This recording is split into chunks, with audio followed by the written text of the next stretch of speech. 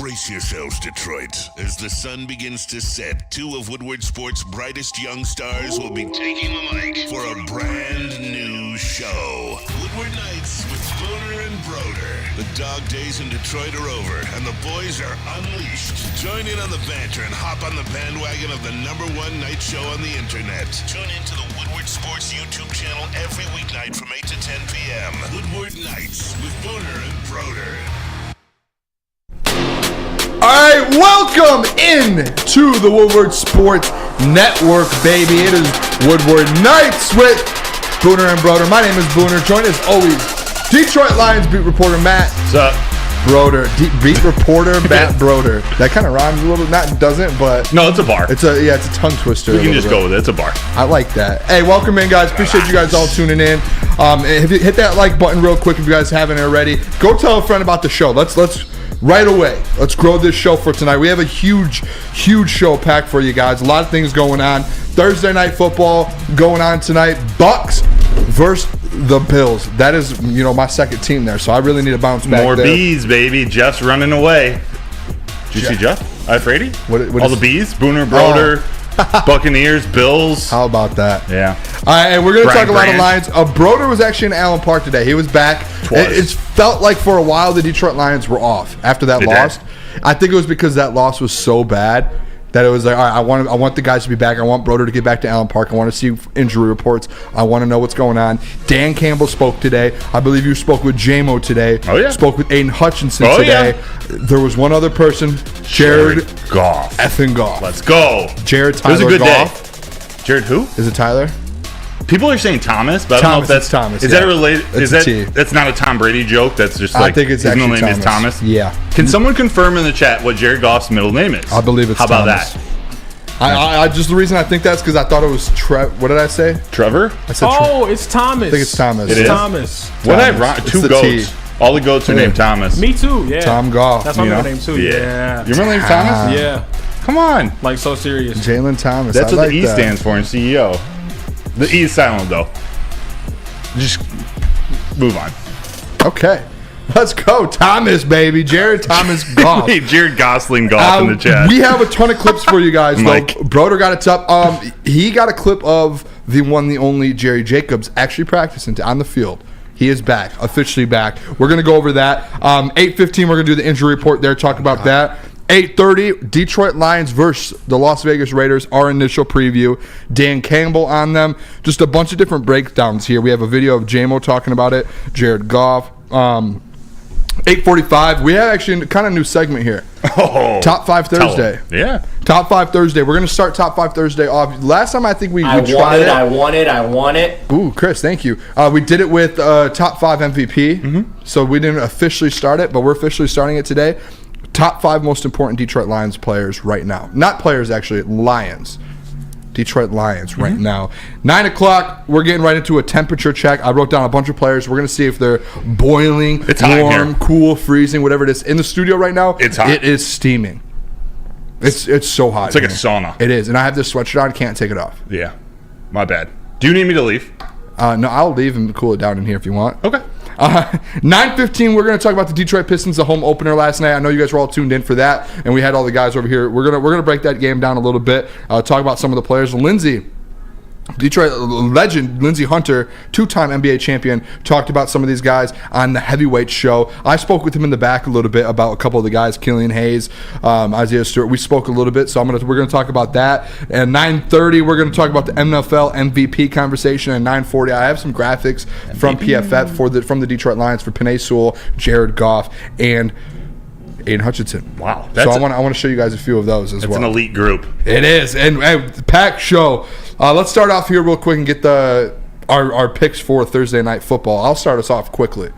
Buccaneers versus the Bills. We're all going to go Bills, so you're going to go Buccaneers, right? No, I'm going my team. Okay, I'm going go the for it. Buffalo Send Bills. it. They're about to win this game by 20.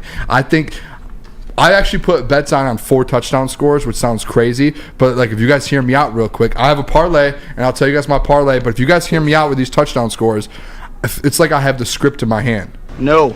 Hard pass. Funny. That's crazy, bro. Yeah, that we're gonna have to. I'm playing. Let's hear it, Booner. Let's get it. Nick's in the Taking sound over booth. from the booth. Hey. Nick's in the sound booth tonight. And Nick wants to ask, Booner, what plays do you have? Booner, did you hit your plays?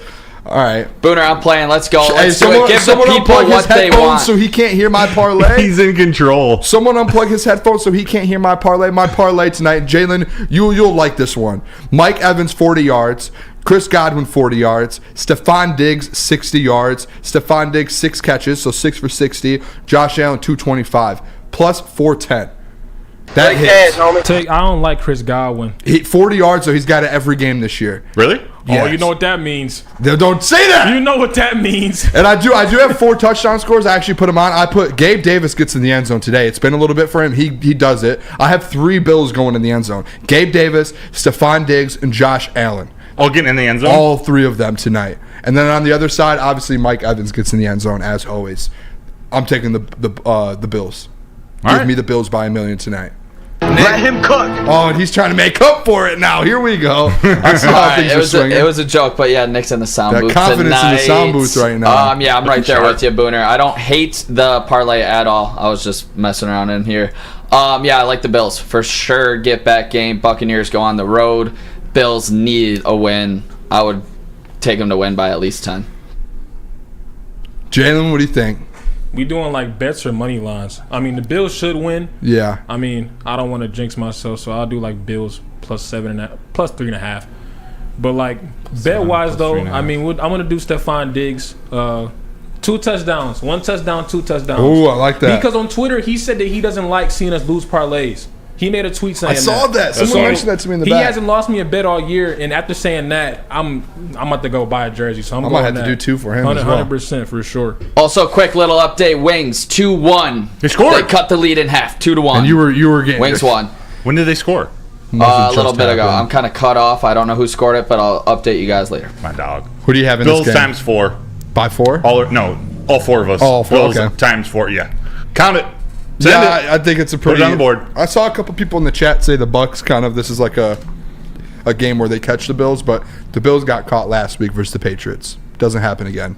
Well, we'll see. Don't see it happening again. Next thing here, real quick, I wanted to throw this out there because trade market wise, Derrick Henry. Jaylen, can you throw this graphic up there? I put a Derrick Henry one in there. Did you see this, Broder? I didn't actually. Derrick Henry probably will be on the move. And here are some of the teams that PFF put out. Oh. I saw the Ravens are kind of the favorite to kind of get Derrick Henry. That's not fair. I saw something on ESPN today that were talking about the Eagles potentially. Like there's different teams that have reached out and spoke about Derrick Henry. This would be interesting. Yes. Where does Derrick Henry go? Especially if he goes to an NFC team. He needs to go to the AFC. That's just a requirement. Yes. Imagine the Ravens. We just played the Ravens and lost the way we did. Imagine if they added Derrick Henry with no J.K. Dobbins. Dude, that'd be wild. They'd probably have to give up one of their running backs, Edwards or Hill, but regardless, he just fits. He looks like a Raven to me. Like he puts on that purple and black, and I feel like that's just gonna rejuvenate him. Not that he needs any but he's just kind of stuck in Tennessee. You know where right I now. want him to go? I want him to go to Buffalo if he goes anywhere. Yeah, I know James Cook's there, but like, no, that's a good 1-2 punch. If Denver, if Derrick Henry goes to Buffalo. That's been their thing is the run game, and they haven't been able to complement it with Stephon and the kind of Josh Allen. James Cook's been decent, but if you bring Derrick Henry in, bro, being a linebacker against those two against the Bills, having to tackle Josh Allen and Derrick Henry, it's over. You got Stephon Diggs running down the sideline. Damn. That was one I saw. There's been a ton of trade rumors going around. That was the one right away that stood out to me because it's Derrick Henry. This isn't like a random dude. This is Derrick Henry, probably one of the best running backs in the league right now. If he gets moved onto a contending team, that team instantly to me is like, hey, they might be able to win the Super Bowl. I think Baltimore is the best fit. Yeah, I think if he goes to Baltimore, that's going to push Lamar Jackson's MVP. Talking. Then they may be. Contenders like Super Bowl contenders if he goes there because they have everything else working this year receiving wise. Yeah. If they get Derrick, they're Super Bowl contenders already. Yeah, I would say they're already contenders. If they get him, nasty, bro. They're at the top of the list instantly. Derrick Henry. Let's move on from that. All right, Broder, this is one me and you talked about this before the show. Everyone in the chat, I know you guys have been hearing this. E&E's talked about it for a few days. People have been talking about it, but this Michigan stuff. there has been new news that has come out regarding it, and it has been, Broder, you're a Michigan man. I texted you a ton of things on it today. And I'm proud to be, just for the record. And there's... Continue. Oh, yeah, you. I don't know if I can be considered a Michigan man because I'm a fan. I think you have to go there to be considered one, right? That's my guy. No, you according to Spenmo, but Okay. you're a Michigan fan. I don't Shout care if out. you went to the school or not. I don't care what grocery store or store they call you. You're a Michigan fan. We're Thank family. you. Not a Walmart Wolverine. I appreciate that, Yeah, Broder. bro, I got you. So this is the new stuff that came out. I'll break it down a little bit, and you can kind of cut me off, or like if there's anything like, oh, Booner, that's not true, or whatever. So I'm reacting too. Some of this is new to me. I was in Allen Park, so I'm a little behind the 8 ball, but I heard some stuff on the radio on the way home. I've been following along, but some of the stuff you've been telling me is crazy. And the biggest thing too is, and I'm sure a lot of the listeners and people listening right now, they can attest to this, is there's so many different things coming out about it, and it's hard to know what is true, what's not. I don't know. I see like screenshots of text messages. I see the Washington Post post, like all these different things. The new thing that came out today or the last day or so is the Washington Post. And I know I spoke a little bit with you about this before, but the Washington Post came out and said that they got information from and this is where it gets really, really sketchy and really, really weird. Sources. From basically a third party, like a outside firm that was paid to investigate Michigan, and not the NCAA. An outside firm, a third-party source that would say, hey, someone, and no one knows who it is, paid this firm to go investigate the University of Michigan and the football program because they thought that there was something sketchy going on. Now, this is where things get weird, Broder, and I don't know if this is true or not, but this is something that I saw and started to pop up on Twitter within the last couple of hours, was the NCAA is a little worried because the outside firm somehow got into some coaches' computers and different things like that, and they did it. I don't know if it's illegally or if they did it in a way they weren't supposed to, but that was kind of one of the tweets that I saw that was, hey, they might have done this illegally, and the NCAA obviously can't go about it that way. So being that they did it that way, it kind of comes down to where what I saw on the tweet was Michigan's going to probably push back on this. And obviously we know this will not get settled through this season, because even if the NCAA does get involved in this and they do want to kind of investigate and throw Michigan a penalty, they get 90 days obviously to rebuttal and kind of go back at it. And then that 90 days, the season will already be over. So they'll continue to keep playing unless the Big Ten steps in. But the most interesting part to me was this third-party firm here. And what I saw on Twitter recently that was saying that they could have potentially went and got this information on computers and documents illegally or in a way that they should not have. And that was what I saw. The next tweet was, hey, the NCAA might take a step back in this because they can't be involved with illegal things like that. So when that happens, the tweet that I saw said, hey, Michigan might push back, and whoever got that third-party firm should be a little bit scared about it. And from the things that I'm seeing here, Broder, now this is all speculation, is the person that hired the third-party firm potentially is someone that's connected with Ohio State. And I don't, like, that sounds crazy. When I read this, it sounded like a crazy conspiracy, and like there's no way this is true. But any of this is, I can't believe it's true. So this, I have to listen and be like, okay. And if someone from Ohio State did it, the tweet that I saw said, hey, Ohio State better have their ducks in a row from top to bottom, because if someone from Ohio State paid a third-party firm to go at Michigan, investigate, and turn it into to the NCAA, there's going to be an issue. Michigan's going to potentially hit back, and they're going to go at Ohio State for some stuff. So this seems like, and this is speculation of stuff that I've been reading throughout the day. Don't know what's true, don't know what's not. But if that is true, and that comes out to be what's happened, that is insane, Broder. Like, this whole situation's starting to turn insane. There's so many twists and turns to it. There's so many question marks, both against Michigan and against the NCAA and Ohio State and whatever else is out there against Michigan. So it's hard to take a side. It's hard to understand what's true or not. But Jack Carrington, tinfoil hat Booner. Hey, thank you. You have your birthday at Mongolian Barbecue? Ooh, we could do that. Yeah, with a little tinfoil hat. Let's go. Yeah. So we'll see. I don't know. The rumors I heard that firm was hired by Ryan Day or something. The Washington Post person who reported it went to school with Ryan Day, went to the University of Delaware. There's all kinds of crazy things. I'm not reporting that. I don't know if that's true. I doubt it's true, but we'll see. There's a coach, and I've been trying to find out who it was, like 10 or 15 years ago, who got off on something, and he still may have been let go by the university, but he got off on something because the information that the NCAA had obtained was gotten illegally, so it wasn't usable in court or in the proceedings. So the guy was able to get off. Pause. I can't remember what it was, but I don't know. It's just getting weird. The one thing with it too, and you mentioned this, and I know we're a little over. We're going to go to break in just a sec. But last thing with the Michigan stuff is this Jim Stapleton situation with it. Where John U. Bacon did come out and kind of confirm it without confirming it. He was like, I don't know like how true, but he's got it out for Harbaugh. He believes that that Jim Stapleton was the one that's been leaking this information to the NCAA. He's on some sort of NCAA board now, and that happened within the last few years. I saw something that Jim Stapleton may have had dinner with Ward Manuel within the last couple months. Good Lord. And Jim Stapleton was the one, Brian Ermanni said this on the show earlier today, he was the one that when Rich Rod was kind of going down, he was kind of the head of that, Jim Stapleton was, and he was the one that wanted Rich Rod out. So this guy, Jim Stapleton, and it's basically confirmed that he's the one that's been leaking this to the NCAA. So John U. Bacon kind of spoke on that and put out a couple tweets regarding that. So Jim Stapleton's the one that, and he's, I'm pretty sure, like a donor for Michigan. Like high school. Yeah, and he just doesn't, he doesn't like Jim Harbaugh. That's what it comes down to, is he doesn't like Jim Harbaugh. He didn't want him as the coach in the first place. Now he has this going on. He's on the NCAA board now. So now it's just like, it's a big villains. Mess. There's so many different parts of this. We'll keep you guys updated as it goes. But I asked Aiden Hutchinson today what it was like, or what it's like being associated with two villainous Michigan football teams, both the Lions and the Wolverines. So he did have a few things to say about it too. He did. Maybe we'll see that clip a little bit later. But Nick, tell us about it. Yeah, talking about an update, Lucas Raymond was the one who scored that goal for the Red Wings. And a good bounce back after hitting the post in overtime the other night. But at the Academy of Horne, they have a brand new state-of-the-art Sports Dome field house that has a regulation basketball court, volleyball court, and soccer field. Also can be used for 7-on-7 football. With grades K through 8 that features AM and PM latchkey, small classroom sizes, Learning Street, futuristic media center, free breakfast and lunch, Houghton Mifflin curriculum, academic games, and K through 8 athletics.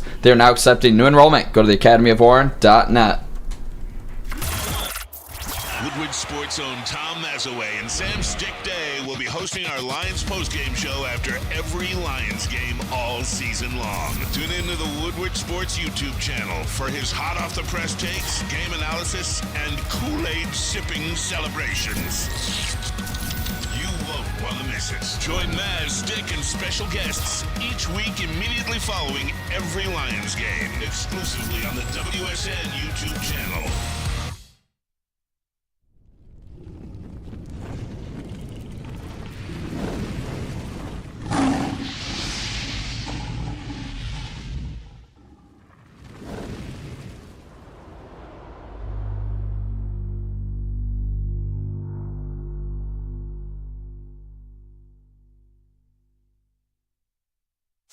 Join Woodward Sports' own Jeff Iafrate, along with special WSN guests for the most anticipated Lions season in decades. Filled with different surprises and expert analysis. You're not going to want to miss out. Go to our Woodward Sports YouTube channel on Sundays and tune in live from 9:30 to 11:30 a.m.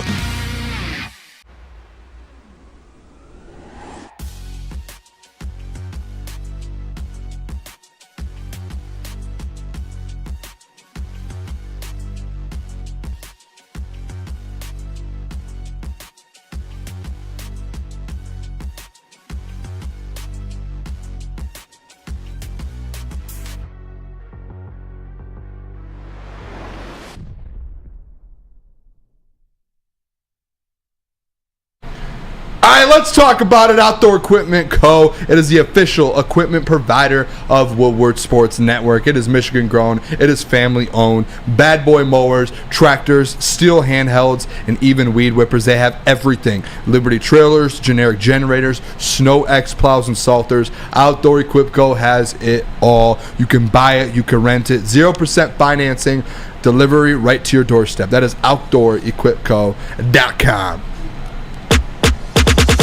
All right, welcome back to the one and only Woodward Nights with Booner and Broder. We've got the whole steel plate right behind us. You guys see that outdoor equip go? Look at that thing. Bulletproof back there, baby. All right, welcome back. Hit that like button if you haven't already. My name is Booner, joined as always by Broder. We've got Jaylen in the TD booth, Nick in the sound booth. Full crew today. We are off and rolling. Right here, let's talk about the injury report for the Detroit Lions.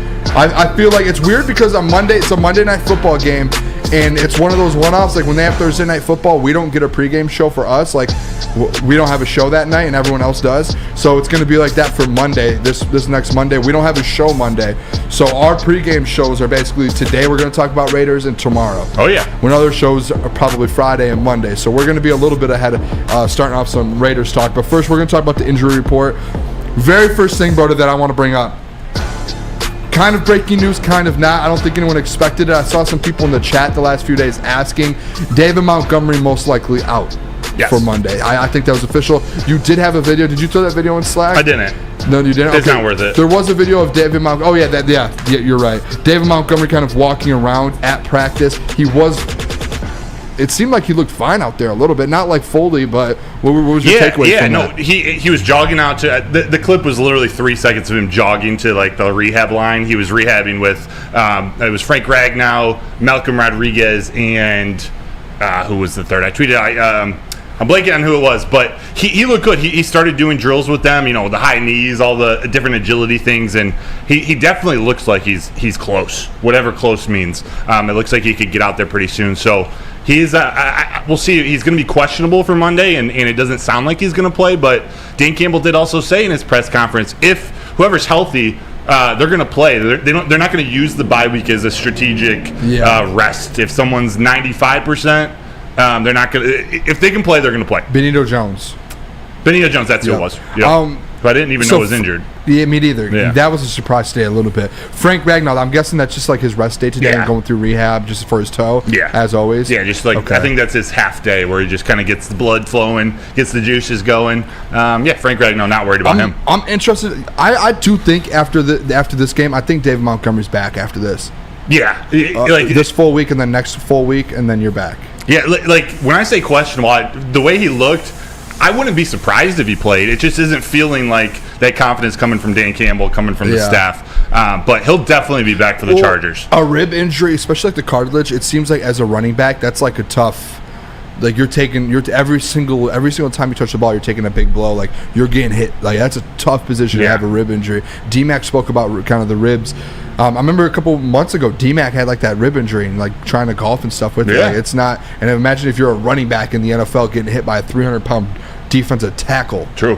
Like that, you have to let that rest and it's got to be 100%. Especially if you do have that bye week. I know Dan's like, I'm not using that, but yeah, it's got to be 100% before we get our baby back. Yeah. That's like our Ferrari. That's our Ferrari. Yeah. Is D-Mont. Yeah. It was like a ribs. Like a baby back ribs. Oh, okay. But yeah, Ferrari. Baby back. I actually think Jahmyr Gibbs is more of the Ferrari. Commercial? Chili's baby back ribs. Barbecue sauce. What's that one? Baby back. That's before. Okay. Yeah. Chili's. Shout out Chili's. Saved my life in college a lot. I used to love going there. Jerry Jacobs too. Yes, this is who I was excited about. This is one we can talk about a little longer than D-Mont because Jerry, you got a video of him. I did. Jaylen, if you just want to play that video, that would be fantastic. Jerry Jacobs going through a couple drills, just looking 100%. There's Tom Kennedy. Dre Bly. There's Dre Bly. Shout out Dre. I know you can only tell so much from a short clip like that, but you could see him. He's out there full go, and even the practice report said he was full go. There were even some other drills. I don't know if I put that clip in, but they were doing some explosion drills. I forget what it's called. I got it for you, pal. Oh, you got it. Let's play it. I got it. Actually, don't play it yet. These are the defensive backs going through this drill. So just take notice. I think Jerry Jacobs is third or fourth. Take notice to how hard guys like him hit. Brian Branch starts it off. He hits really hard. But Stephen Gilmore, this isn't a shot on him, but you can see it looks different when he hits this bag, and you'll see here on this clip.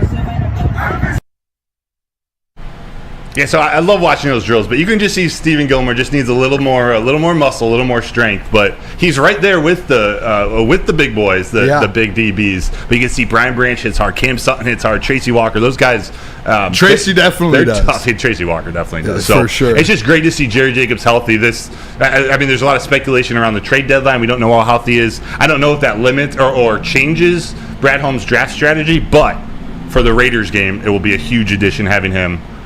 That was going to be my question I wrote down here in the prep was, with Jerry back in the trade deadline on Tuesday, and if you know Jerry's not hurt, are you still really approaching that corner position like with Stephen Gilmore and I don't know. I'm pursuing a cornerback to add depth to that room. And I think I said on the show yesterday, I would love a Patrick Surtain. Like that would be a dream, but I think it's going to be a depth piece. What do you do if you bring him in? Is it just Jerry's out of that position? Yeah, he's just the next man up. Surtain and Cam are starting, and Jerry's that third man off the bench, and maybe he could play some nickel. Maybe he starts to learn more of that. He's a big dude, and Jerry can tackle. So I wouldn't be worried about that. His body is more of like a nickel safety. Yeah. Like that's where his body kind of frame 100%. is. I think Jerry's, especially with his takeaways this year, the interceptions that he's had, I think he's earned playing time. Even if they get a Surtain, they'll figure out how to work him in. He's come too far. Like this is that's part of the identity of this team. I know not everyone's sold on Jerry Jacobs yet, but his rise to become a starter. He was really the only cornerback last year who performed, and they rewarded him. They brought him back, and he's performed this year too. It hasn't been perfect, but he's performed. I was a little worried, and I don't want to say I'm I was scared, but last week getting cut up from Lamar Jackson and those receivers, that wasn't good, especially with Will Harris. Yeah. Now, if you get Jerry Jacobs back, as much as we hate to say it, the Raiders have two really good wide receivers. Right. Jacoby Myers has been really good this year, and Devontae Adams is one of the best in the league. Yeah. So if you have Cam Sutton and Jerry Jacobs, you need that. And I don't know what kind of scheme that Aaron Glenn's going to kind of, because last week obviously was really bad. You had your corners 10 yards back, and even Dan Campbell mentioned that in the post game. He was like, "Yeah, we might have had those guys way too far back, and that killed us." So you're not going up against scrubs this week. You're not going up against I'm trying to think of a bad receiving core. You're not going up against that Panthers Adam Thielen. Adam Thielen did cut you up, but that receiving core wasn't what you're going up against on Monday. Devontae Adams and Jacoby Myers are too different than what you went way different in my opinion. So to get Jerry back, that is huge in my opinion. Huge. And whether you trade for someone or not, just to be able to have Jerry out, you can't afford one more injury in corner. That was proved last week. If you want to go win it, if you want to compete and contend, you can't. If you get it with one injury at that secondary position now, we had all of the depth we already did, and we've already ran out of injuries. No more. So Tuesday, it's coming up quick. Yeah. Tuesday, the trade deadline, 4:00 Tuesday. Yeah, we're gonna talk more trade deadline, trade scenarios tomorrow. We're gonna get a little more in depth. Try to gather all the information we can before Monday, since we won't have a show Monday. So we're gonna have some fun tomorrow talking trades. Before we do our go into break here, let's show this video about Aiden Hutchinson. Hutch today spoke with Broder, kind of spoke with him a little bit about Penei Sewell, kind of going up against Penei Sewell, and kind of iron sharpens iron. And then with Penei, Max Crosby, kind of that matchup, and how that helps Penei as well. But he did speak about Max Crosby. Aiden Hutchinson did kind of broke that down a little bit. Yeah, so he was the question was about playing. It came after a question about Max Crosby, but it was about playing with Penei Sewell and how good he's become, his development. And then he ends talking about him going against Penei, and it'll be exciting to see. In his own words, I'll let him explain. Exciting to see Max Crosby go up against Penei Sewell. That matchup will be huge. No, yeah, he's just developed his technique so much over this time period, and you can just see. I feel like even the development throughout the season this year, he's taken new steps, and he's becoming and honestly become just that tackle that's like that lockdown tackle that we have. So it's he's been balling out. So it's really fun to watch, because I go up against Penei all the time, so it'll be fun to watch another elite guy do it. Yeah, so he's getting jacked up for this matchup. I know they're not going to be on the field at the same time, Max and Aiden Hutchinson, but these are two of the young defensive stars of the league. Premier, and maybe the top two in pressures. I don't know where Aiden lands, but I think Max Crosby's number one. Yeah, they're both up there in the top 3, 4, 5, maybe top 2. So. I mean, the two premier edge rushers. You're going to see two elite edge rushers on the field on Monday. I'm excited to see that. If you guys are excited, and after the game you guys want to tune into something, the Woodward Sports Lions post-game show, make sure you guys tune into that. That is Sam's Stick Day, and I believe this week it is as well Spenny Raxter from the Woodward Heavyweights directly after the Lions game on Monday. It'll be a late night, but they'll be taking calls, they'll be drinking Kool-Aid, and they'll be talking about the win on the Woodward Sports YouTube channel.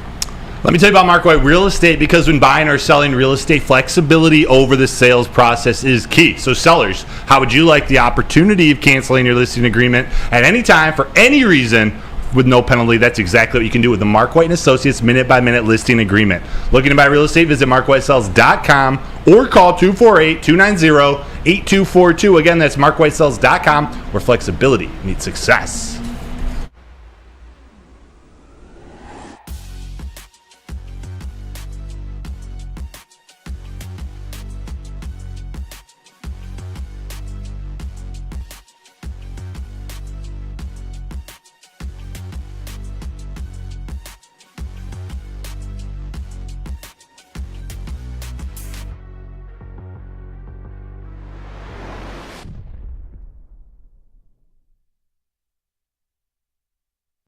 Now, coming to Woodward Sports, Woodward and Main Street, the Woodward Sports Network Detroit Lions show. Let's go! Catch Gabrielle D. Phillips, Matt Broder, and Terry Foster for all the latest news on your Detroit Lions every week. Only on the Woodward Sports Network YouTube channel and woodwardsports.com. At work and at home, we're there with smarter security solutions. Featuring complete automation with customized alerts and more. For over 90 years, we've been the company that's been counted on to protect what matters most, all with personalized service and care. Right now, for a limited time, receive a free video device plus free installation with a new home system. Guardian Alarm. We protect Michigan. Just in time for football, Glorious Cannabis is dropping a new ice water bubble hash infused pre-roll called Honolulu Blue. It smells so good, it's like the whiff of the first playoff win in 31 years. It's a gassy, aggressive strain named in the honor of Detroit football. If you haven't had one of these ice water pre-rolls, you are missing out. So smooth. Find them at Dispo Dispensary for 25% off. Check us out online at www.gloriouscanna.com. It is glorious. Hit it, Broder. Glorious! Glorious! Hey, we appreciate you guys tuning into Woodward Sports Network. It is Woodward Nights with Booner and Broder. My name is Booner, joined as always Matt Broder, Detroit Lions beat reporter for the network. Jaylen in the TD booth and Nick in the sound booth. Make sure you guys, if you haven't already, hit that like button for us. Tell a friend about the show, leave a comment, share it around a little bit. Talk about the boys a little. Like Peaceful Tim. Peaceful Tim says, y'all are having to compete with Thursday Night Football tonight for ratings. This crew deserves better. Y'all really do a very nice job of entertaining and informing. Thank you, Peaceful Tim. Hey, appreciate shout out you. Peaceful Tim. Shout out everyone in this chat. Whether we agree with your takes or not, we really do appreciate you. That's what makes this fun. We could talk sports all day long, but it's doing it with you that makes a difference. So thank you for being here. Red Wings down 2-1 right now. 3 minutes to go in the second. A lot of games We'll keep you posted. Nick's keeping us updated. If we see a goal, we're going to react to it. But we're having fun tonight. Left. Appreciate you guys. We are, and what we're going to do... Coney Island, Freddie. Oh, wow. What we're going to do here is we're going to get into the Detroit Lions versus... I almost said Baltimore Ravens. That game, I saw the purple behind me. Flashbacks. Didn't like that. The Las Vegas Raiders, we're going to go over that preview a little bit. I want to start it off with this real quick, Broder. I put a video there of Dan Campbell at a press conference today. He opened it up right away talking about last week's game and kind of, hey, let's move on. Let's talk about this Raiders. And he kind of opened it up there and talked a little bit about what this Raiders game means to the team and kind of, hey, this is what this game is about. So here's Dan Campbell on the Las Vegas Raiders game. So, new week. This will be a dangerous opponent. I think very much like we feel this is what they just went through last week is not indicative of who this team is. This is a dangerous team. They've got weapons. The 17, 16, that tight end. Obviously, Jacobs, Crosby is a game wrecker. So we got our hands full, and we got to bounce back, but we will. We'll be ready to go. And so it starts today. So we're excited. We got everything behind us, and we're ready to move forward.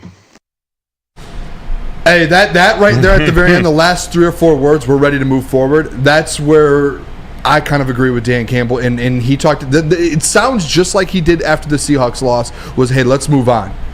You know what I mean? Like, yeah. It was a bad game. The Seahawks loss, it wasn't a blowout, but it was a heartbreaker. This game, it wasn't a heartbreaker or a close game, but it was embarrassing, especially around the NFL and around the league. They probably felt it. Me sitting here doing the stream with you were there, Nick was there, like doing that stream, it was embarrassing. And I think they felt that, and they're like, all right, let's move on. Let's just get past that. Jared Goff, I spoke about it yesterday. He went on the Rich Eisen show, and he said, hey, we're actually going to use that film. We're not going to bury that film. There's so much good to take away from that. So these guys are on to the next. That's what I like about this kind of regime. Is in the past you're constantly talking about the loss, like hold our heads down, like, oh, that sucked. Now this new group here, the organization, they're like, hey, we don't care. That wasn't us. Yeah. That's literally what he said. That was not who we are. Yeah. I believe that. That's what he said, and I believe him when he says that. It gives me hope that it wasn't the Ravens. The Ravens dominated the Lions in every aspect of the game, but it was partly because the Lions didn't show up. They got beat, but it wasn't. It's not the identity that they play each Sunday with, or each Thursday, each Monday. The Lions are a better team than they show. Now it's time to find a way to not have those one-off games. Yes, because last year they had multiple of them. This year that's the first one you had. Last year, I think it was 3 of them: Cowboys, Patriots, and Panthers, probably. This year, one of them, and you're done. Move on. Figure out how not to do that again. Watch the film. We're not going to run into that position again. If we're in the cold, if it's windy, if it's we don't have David Montgomery, whatever it is, got to figure it out. Got to move on. If you want to be a contender, figure that out. Now, real quick, Booner. That's a really good point that Steve Lehman has in the chat. The biggest question, though, how long does a refocus get you? Because Seattle was supposed to be the sock in the mouth. If we go on another heater, will they need another refocusing? So if they win 3-4 in a row, are they going to have? Are they going to lay an egg against Chicago, against Minnesota, against the Packers? That's where my question is. I just want it to not be in the division if or against the Broncos. If you're going to lose a game, don't lose it by 20. Yeah, don't lay an egg that bad. Just like if you're going to lose a game, at least compete. Yeah. Like if you win Monday and you go play the Chargers, which is a tough road game, or in Week 17 when you play the Cowboys, just don't if you lose that game, make it a game. Make it a game. Like you watch some of these contenders playing, like I'm trying to think of an example here real quick. Like when the Bills or the Chiefs play and they lose it. Like Bills. The Chiefs is a good example versus the Lions Week 1. It's like it was they were right in it. They're not going to sit there and get blown out by teams. They're in every single game no matter what. So go out there and if you're going to lose a game, just don't lay an egg and don't lose by 20, 30 points. Be in the game. Be in the game. That's all I ask. EA Sports. Be in the game. Yes, I like that. All right, kind of turning heads here just with players. Biggest matchup, I think we both can agree. We talked about it yesterday. We spoke about it before the show. Max Crosby. Yeah. He's got to be the guy that Jared Goff recognized where he's at on the line before every play. They're going to have two. They might not have 2 guys on them every play because we got Penny and Taylor Decker on the outside, but he's one where the tight end will be on his side. The extra running back called over to block. Maybe they go in motion to bring an extra blocker on his side. Max Crosby is the guy you not only have to game plan against, you have to recognize each play and make sure that you're probably going the other direction, or at least confusing him enough where you can get around him. Because if he gets in the backfield consistently, it's going to be a very, very long Monday Night Football game. And Dan spoke about that. I have a video here I clipped right before we came on of Dan Campbell talking about Max Crosby. And a lot of things you said there to where you're going to try and go away from him. Dan even mentioned he was like, he's going to be on the left side, he's going to be on the right, he's going to be in the middle. Slithery. Very, just like kind of a little bit, just like Aiden Hutchinson. Yeah. How Aiden Hutchinson is, where you're moving him around. Max Crosby, to me, he's a top 5 defensive end right now in the NFL. Yeah, if not, and you could say Hutch is up there too, but Max Crosby has just been on another level this year. So this is Dan Campbell right here talking about Max Crosby. Like you said, slithery, he gets low, and he's everywhere on the field. Here's Dan on that. he's very active. All right, he's slithery. He can bend. He's explosive, quick first step. He's very crafty, man. He's a master of his craft, man. His hands, his bend, and then his motor. I mean, he just doesn't quit. And so he's disruptive in the run game, and the pass game is not only what you see off the edge or his ability to pressure the quarterback, but it's getting the football out too. It's one thing to get a sack on a guy, but he's getting the ball out if he gets around the horn. So this will be a big challenge. Really for our O-line in general, because this guy moves around now. He's not going to just be left. He's not going to be right. Third down, they're going to move him around. All of them got to be ready for him. But yeah, I mean, Dan Cable said it perfectly. Said it. I mean, just like we just spoke about it a little bit with Max Crosby. He has 6.5 sacks already this year. I mean, he has been dominant. If you guys have watched the Raiders game at all, I've watched a couple. He is a playmaker. He changes the game. They could have like the worst defense. Max Crosby can go on any defense and be great. Yeah, he's well spoken too. He is. He's got a motor. He's well spoken. Morning show. What? No, it's a race joke. Yes. All white defensive ends are. I learned that on the pregame show. Yeah. No, but he's a beast, and he's sneaky. Like you're doing it again. He's a beast, though. But remember after. I forget, it was maybe a day or two after the Baltimore Ravens loss. We were talking about. I said I don't want to put words in your mouth, but I said I would hate to be the Las Vegas Raiders coming in to Ford Field on Monday night after that loss because the Lions are going to be ready. I don't know if I used the phrase chip on their shoulder, but Jameson did today when we were talking to him in the locker room. He talks about, and we're going to play another short clip here, what he needs to do to get past it and the team to get past the Baltimore Ravens loss, move on, and then what it's going to be like.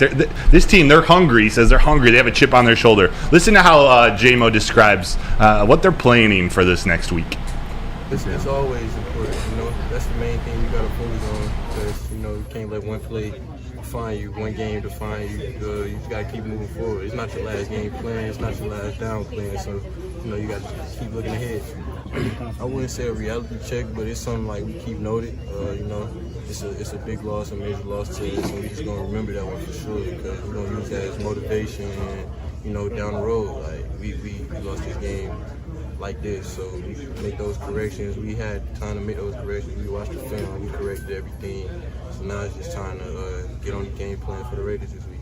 That's all that matters is to bounce back, We passed the loss and how we played and how the game went. I don't feel like it's really nothing we can do about it because it's in the past. We just got to look forward. Like I said, this Monday we got Las Vegas coming up. They trying to come in here, get themselves going while we just trying to get back on track and get W's. It could be hard for us, but I don't think it would be hard for us to get back on track, I really feel like it didn't knock us off track. It was something like, it stumbles in the road and we got to get past them. So once you get past them, you'll be straight. I think it's a big stage, it's Monday night. It's not a regular Sunday. You get to play football on Monday. It should be fun. We go out there, we play together. I feel like our guys are real hungry coming off that game last week, so we got a chip on our shoulder. We're going to come out and show something. He's hungry. The guys are hungry. Real hungry. They're hungry. You can see he was very calm. He was very calculated. He's getting better at these interviews. He doesn't talk very loud, but he's getting better at the interviews talking about the Baltimore Ravens game. They got to move on.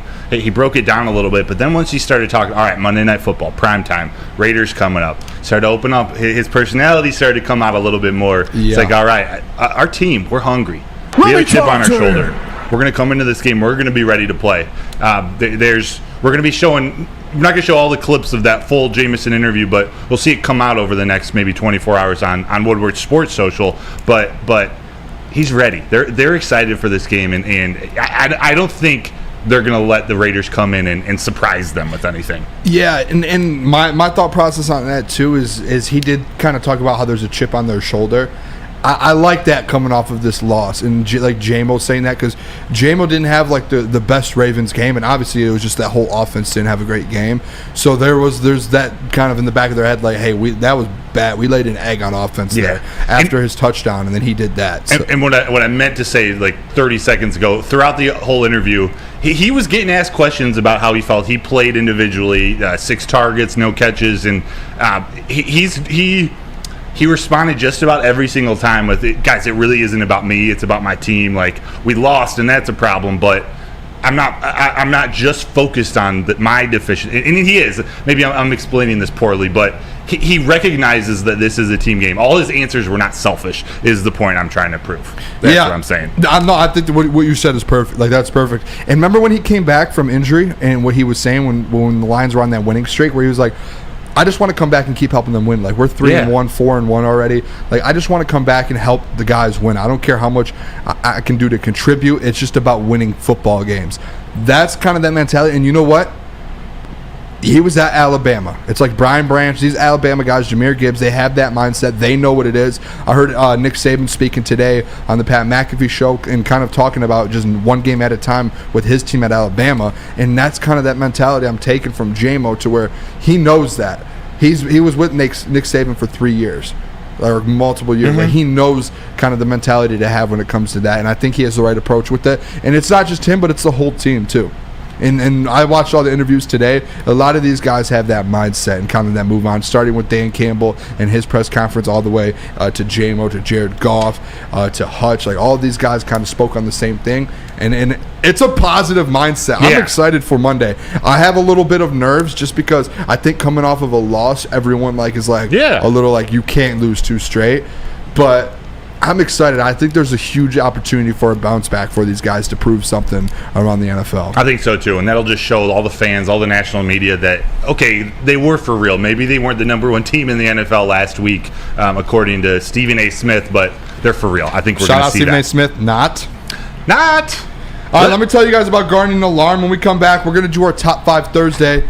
Actually, no, he's going to tell us about Feldman, and then I'll tell you about Guardian Alarm, and then we'll do our Top 5 Thursday. I'm going to tell you about them because since 1996, Feldman Automotive has been driven to provide fast, convenient, and first-class car buying experience. They call it the Feldman Advantage. They've got 18 locations, so there's certainly a Feldman dealership in your backyard. You just got to visit feldmanauto.com to find the location nearest you. And guess what? Woodward Sports will be there at their Novi location every other Monday. Feldman Chevrolet, Detroit's #1 Chevy dealer. Booner. Yes, and right after you get a car, go get some security, man. That is Guardian Alarm. Customized solutions from real experts, our professional technicians. They take the time to recommend security and automation solutions specific to your needs. That is 24/7 professional monitoring. Call us anytime, day or night, and know that a Guardian Alarm team member will stay on the phone as long as needed.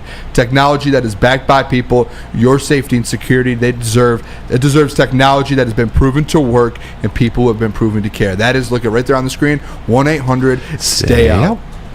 How would you like to win not 1, but 2 vehicles of your choice? One for you and one for your wife, your girlfriend, or your best bud. Get to Lady Jane's today for an award-winning haircut and automatically enter for your chance to win. Courtesy of Les Stanford Buick GMC of Ferndale. Lady Jane's, open 7 days a week, walk in anytime. It's wicked awesome.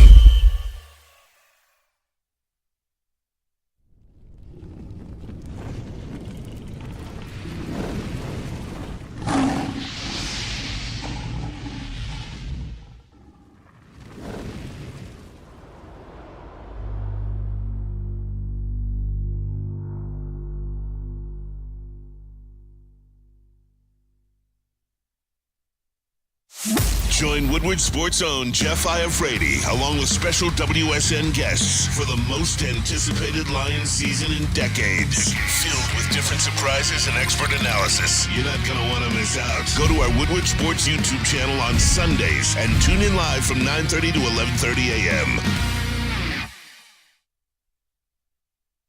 For years, Fairway Packing Company has provided Michigan's finest restaurants, hotels, and casinos with prime beef, Wagyu beef, dry-aged beef.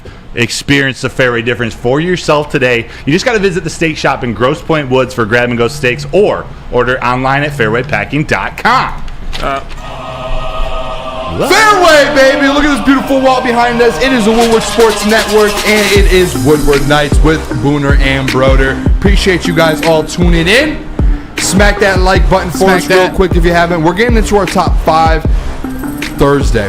New segment we're doing every Thursday, top 5 Thursdays. We're going to do different things. Maybe we'll get kind of a little random with it and get exciting depending on what the people want, how it goes. Top 5 candies. Candies, yeah. Peanut butter M&M's number 1.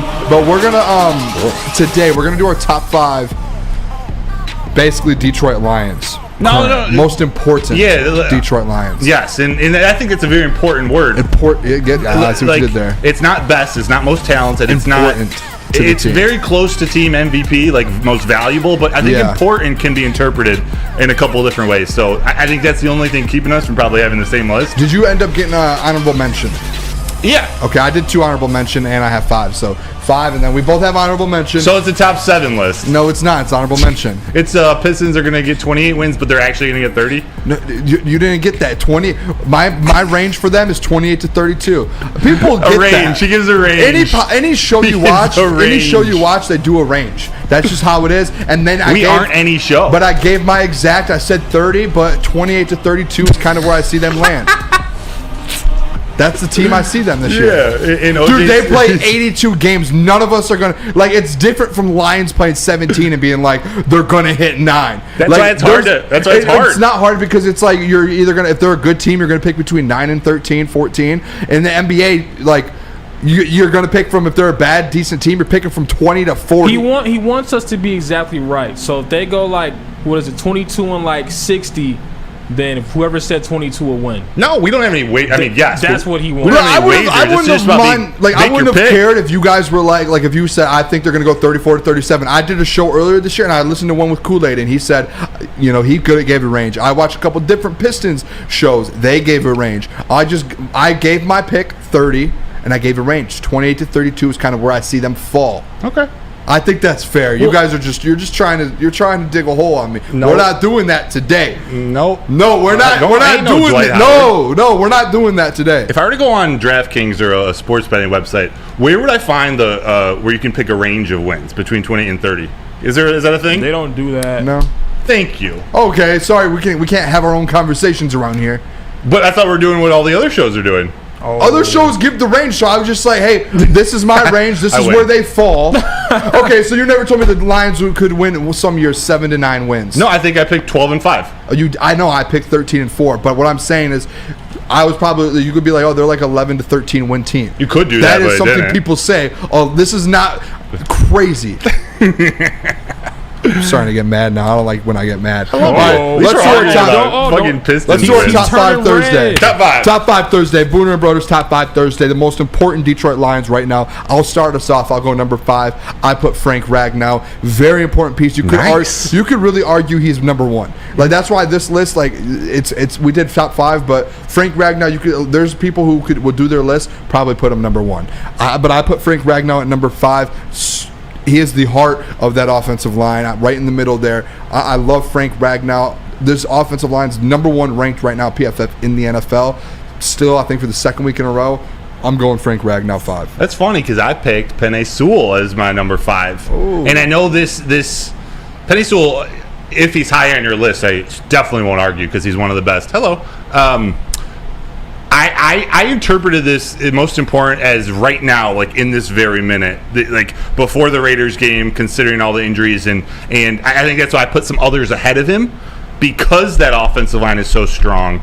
Don't get me wrong, Penei Sewell's amazing, but and he's important. But I just think at this moment there are some other guys that are more important to this team, and I might be wrong, obviously, but this is what I'm going with. My number 4. Alex Anzalone, linebacker. Wow. Alex Anzalone, on the defensive end. And it's weird because we talk about needing cornerback help. We talk about needing defensive line help. Alex Anzalone has been such a steady force. And again, nobody played well in the Baltimore game, including Anzalone. He didn't have the best game in the world, but he's been such a stable force that allows Derek Barnes to have a couple good games. Then he had a not-so-great game, and Jack Campbell stepped up, but then he didn't play so well. Alex Anzalone has been there, a steady captain force, running that team. He's got the green dot. And that defense has been stable. I like that. My number 4. Green dot ready stables. for it? Top 10 wide receiver in the NFL, Amon-Ra St. Brown.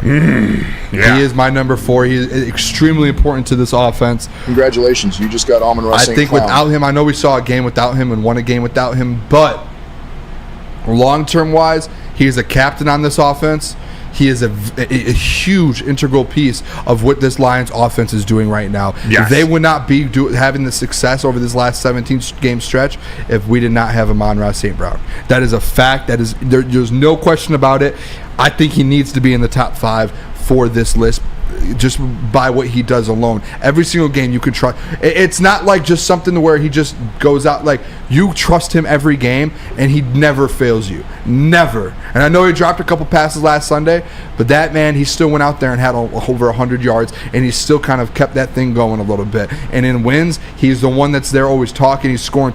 He does everything for this offense. I love Amon-Ra St. Brown. He is my 4th most important player on this Lions team. Who's your number 3? Amon-Ra St. Brown. Hey! For all the same reasons. He's just such a valuable piece to this team as a leader, as a wide receiver, and then as that safety blanket for Jared Goff. He's just the guy you can rely on. I agree with you. He's now a top 10 wide receiver in the NFL, and it's hard to argue that, even with all the talent out there. Now my number 2. Oh, I'm going to hit you my 3? Oh, yeah, my bad. My number 3. This is another big piece of this offense. I have a lot of offensive guys on this, and I don't know why. I realized that after. That's all right. But I think Jared Goff has to be on this list. He definitely does. He has to be on this list. I threw him at number 3. He is the leader of this football team. And you could say, hey, the leader of your football team should be number 1. But I have 2 guys above him right now that I think are kind of like that keychain link that holds the whole team. That it's like that final pieces to the team. That's why I put him at number 3. But without Jared Goff, this offense, this team, nothing right now. Yes. He has been so good. At one point last week, everyone was talking about him being an MVP candidate. He is extremely important to this team. Leadership-wise, being a veteran, he's been to a Super Bowl, and you can argue, he might not have done much. He knows what it takes to get back. Yeah. He knows what it takes to win. You saw that stats from his last 17 games, and you saw the record-wise from the last 17 games behind Jared Goff. He deserves to be on this list. Number 3 for me. I love that. Thank you. Just keep it going. You're rolling right now. Give me your number 2. Number 2? Yeah. Let's hop over on the other side of the ball. Offense to defense? Let's go to defense. The one, the only, one of the best pass rushers in the NFL, Aiden Hutchinson. The University of Michigan? Yes. That defense does not run without Aiden Hutchinson. And I know people will say, oh, well, he didn't get the last 2 weeks. What has he done? He's still right up at the top in pressures. He's still getting to the quarterback. That is your heart of your defense is Aiden Hutchinson. Nothing runs without Aiden Hutchinson. He gets to the quarterback. He goes there and puts pressure on the quarterback to help the secondary out. Aiden Hutchinson is the biggest piece of this defense, the most important piece of this defense. Once they add another end to help him out, Aiden Hutchinson's going to blossom that much more. He's going to become that much better, and he's going to be that much more great. I'm going Aiden Hutchinson at number 2. Love it. I might be surprising you here, but this is so I had to preface this list with the right now moment. And I think he might make the top 5 regardless, but at this very moment, cornerback Cameron Sutton is my number 2 most important player for the Detroit Lions. Without him, what is this defense? What would happen to the secondary? He's not only been stable, he's been reliable all season long, but right now, with injuries, Jerry Jacobs looks like he's going to be back, but he didn't play last week, and Cam Sutton was really the only bright spot of that secondary. Cam Sutton's my number 2. I just think he embodies this team, and I love it. Who's your number 1? Jared Goff. Quarterback Jared Goff. Whoa. Yeah, you left 2 big-time guys off. I do. Maybe they're on my honorable mention list. Yeah. Alex Anzalone and Cam Sutton are on this list, and Hutchinson isn't. That's a thing. Wow. I know. It just gets the people going. It's a little. I don't even know if I have a good explanation for it, because Hutch is incredible and he is very important. I think that defense, he needs so much more help.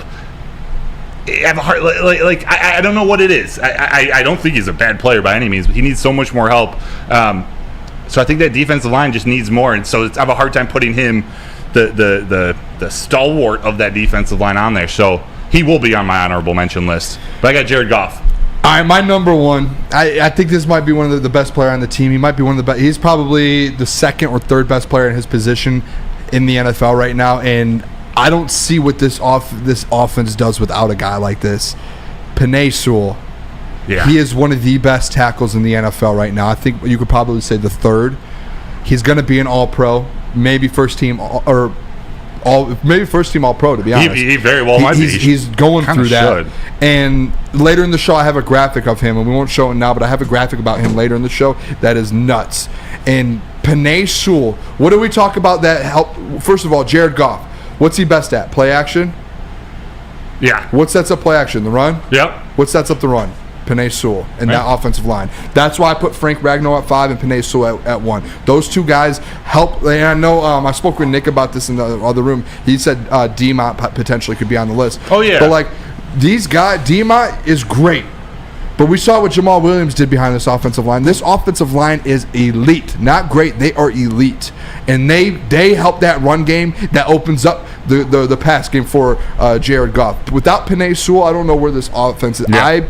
I truly believe he is like the heart in the kind of soul of this offense and keeps things going. And I know he does have some random penalties. We talked about that Sunday randomly. But, like, he's just so good, and he's so vocal as well. Like, you see him in the pregame pumping the team up, the whole team, not just the offense, the whole team. Captain Penei Sewell. Yes, he is that guy for this team.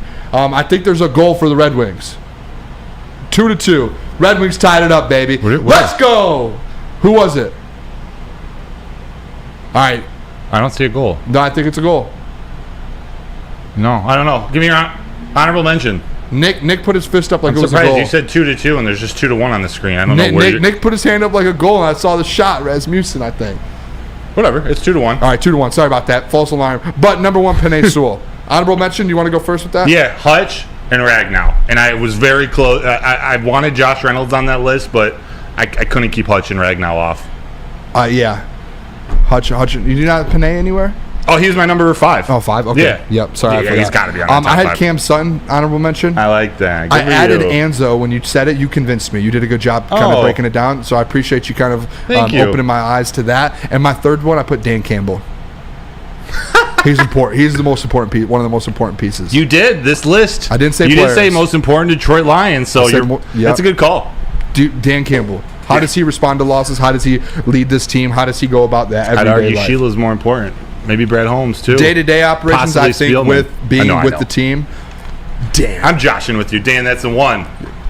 All right, let me tell you guys, when we come back, I'm going to tell you guys about Planet Fitness at 9 o'clock. When we come back, we're going to do a little bit of temperature check, boiling, warm, cool, freezing. I'm going to name some people to Broder. I'll give my answer as well, and we'll break that down. Want to hear from the people. Want to hear what you guys think about all of these as well. We should open up the phone line. Maybe we should. Nick, can you open up the phone line? Let's do that. I just thought of that. Is it working today? I think I caught Nick off guard there. We'll think about that during break. We'll put the number in the chat on break, though. Planet Fitness, it is the home of the judgment-free zone where anyone, and we mean anyone, can feel comfortable and work on their fitness goals. At Planet Fitness, you will experience a squeaky clean gym that has tons of equipment, a full-body workout in just 30 minutes, and all memberships include fitness training. You get all of that, literally all of it, for just $10 a month. No commitment. No matter where you are, there's a Planet Fitness close by. There are more than 50 in the Metro Detroit area and thousands more worldwide. That is Planet Fitness, where your fitness is essential. By now you know me, Christina Gennari, as the obvious choice in real estate. And you know my website, soldchristina.com, as your #1 resource for buying or selling your home. Myself, along with my amazing staff, pride ourselves on making your home buying and selling experience a relaxing and easy one. Come see why we are the obvious choice. Christina Gennari at soldchristina.com, the obvious choice in real estate. Brace yourselves, Detroit. As the sun begins to set, 2 of Woodward Sports' brightest young stars will be taking the mic for a brand new show. Woodward Nights with Booner and Broder. The dog days in Detroit are over, and the boys are unleashed. Join in on the banter and hop on the bandwagon of the #1 night show on the internet. Tune into the Woodward Sports YouTube channel every weeknight from 8 to 10 p.m. Woodward Nights with Booner and Broder.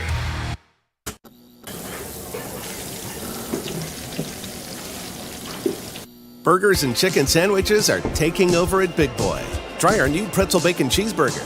Turn up the heat with Bob's Hot Chicken Sandwich.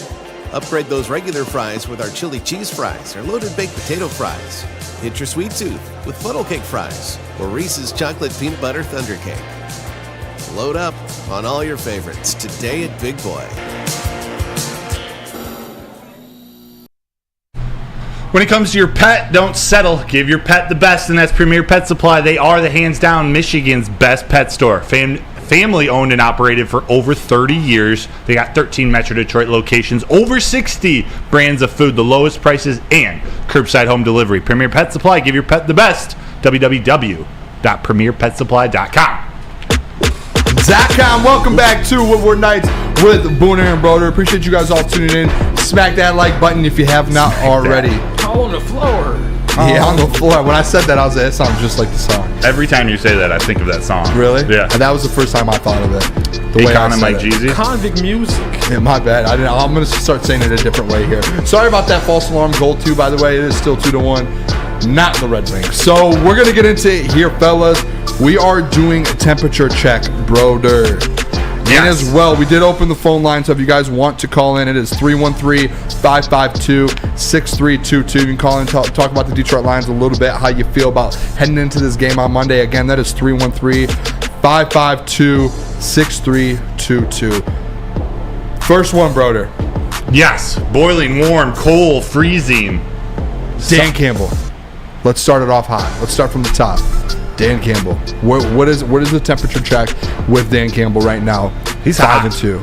I still have so much confidence in Dan Campbell. Every time I see him, even this press conference today, I just have so much faith that he's not going to be complacent. He continues to get better as a coach, as a leader, as a speaker, as a leader of that entire organization. Dan Campbell, I just love, every day I love the fact that he's leading the Detroit Lions more and more. He represents the team, and I'm proud that he's the coach of the Detroit Lions. So, did I say warm? Screw it, boiling. Like, he's hot. That's going to be my answer. No, I think I said hot. And everyone in here,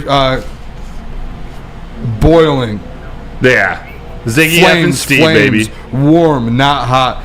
Peaceful Tim said warm, not hot. Full Slate Farm says lukewarm. That's okay. That's fine, I think, but I'm going to go boiling as well, and I'm going to give you guys a reason I think might turn a couple people. Is as a head coach, what do you grade head coaches off of the most? Like, what is the number one thing? It's like, how do they handle like a loss? How do they handle adversity with the team? Dan Campbell has been so good at doing that. I understand there's been slip-ups when it comes to some of these games, but after the Seattle loss, he handled it well, came out to the press conferences, to you guys, and he looked you guys in the eyes and said, I let that one slip. Took full accountability, moved on, they won 4 straight. Guess what he did after this loss? What? First time he talked to the media right after the game on Sunday, accountability. Looked into the camera and said, that's on me. Let them slip. Not going to happen again. And I believe him. And I obviously I know that this from the Seahawks game and this game happened. You're going to lose games. I don't see a blowout like this happening again. Don't see Dan Campbell letting this happen. Yep. Whether it starts to happen in a game and he pulls the guys together and says, hey, listen, get your things together. Like, we're competing. Ziggy's hot. He thinks he's hot, and he's bricked up. He is bricked up. That's double. He is. He's stoked, not scared. Stoked, not scared. Stoked, not scared. All right, let's do another one here, and then we do have one caller here. So next one I have a combined one. Okay. The coordinators, Ben Johnson and Aaron Glenn. And wow. I'll hit you. Can I hit you with mine first? Yeah, please. So, I'm gonna say right between cool and warm, lukewarm. Or what was that? What's in between cool and warm? How about room temperature? Their room temperature. There we go. They've had some slip-ups, and I think everyone kind of knows with Ben Johnson. He's a great OC. Ben Johnson is a great OC, but you could say there's the Jameer thing, there's the JMO thing. He hasn't been used a while. There's been slip-ups. I don't want to say, like, we know what Ben Johnson is. Yeah. But there's been random games like yesterday, like last year versus Carolina, versus the Patriots. It was bad. Random games where the offense kind of dies out, and then on the other side of the ball, you see what the defense did, where they give up a couple plays, everyone falls apart, things fall apart, and AG has nothing. And that's where an elite DC around the league and an elite OC around the league, they're not letting that happen. Yeah. An elite DC, their defense is there every single game. Yeah. They come every game to play.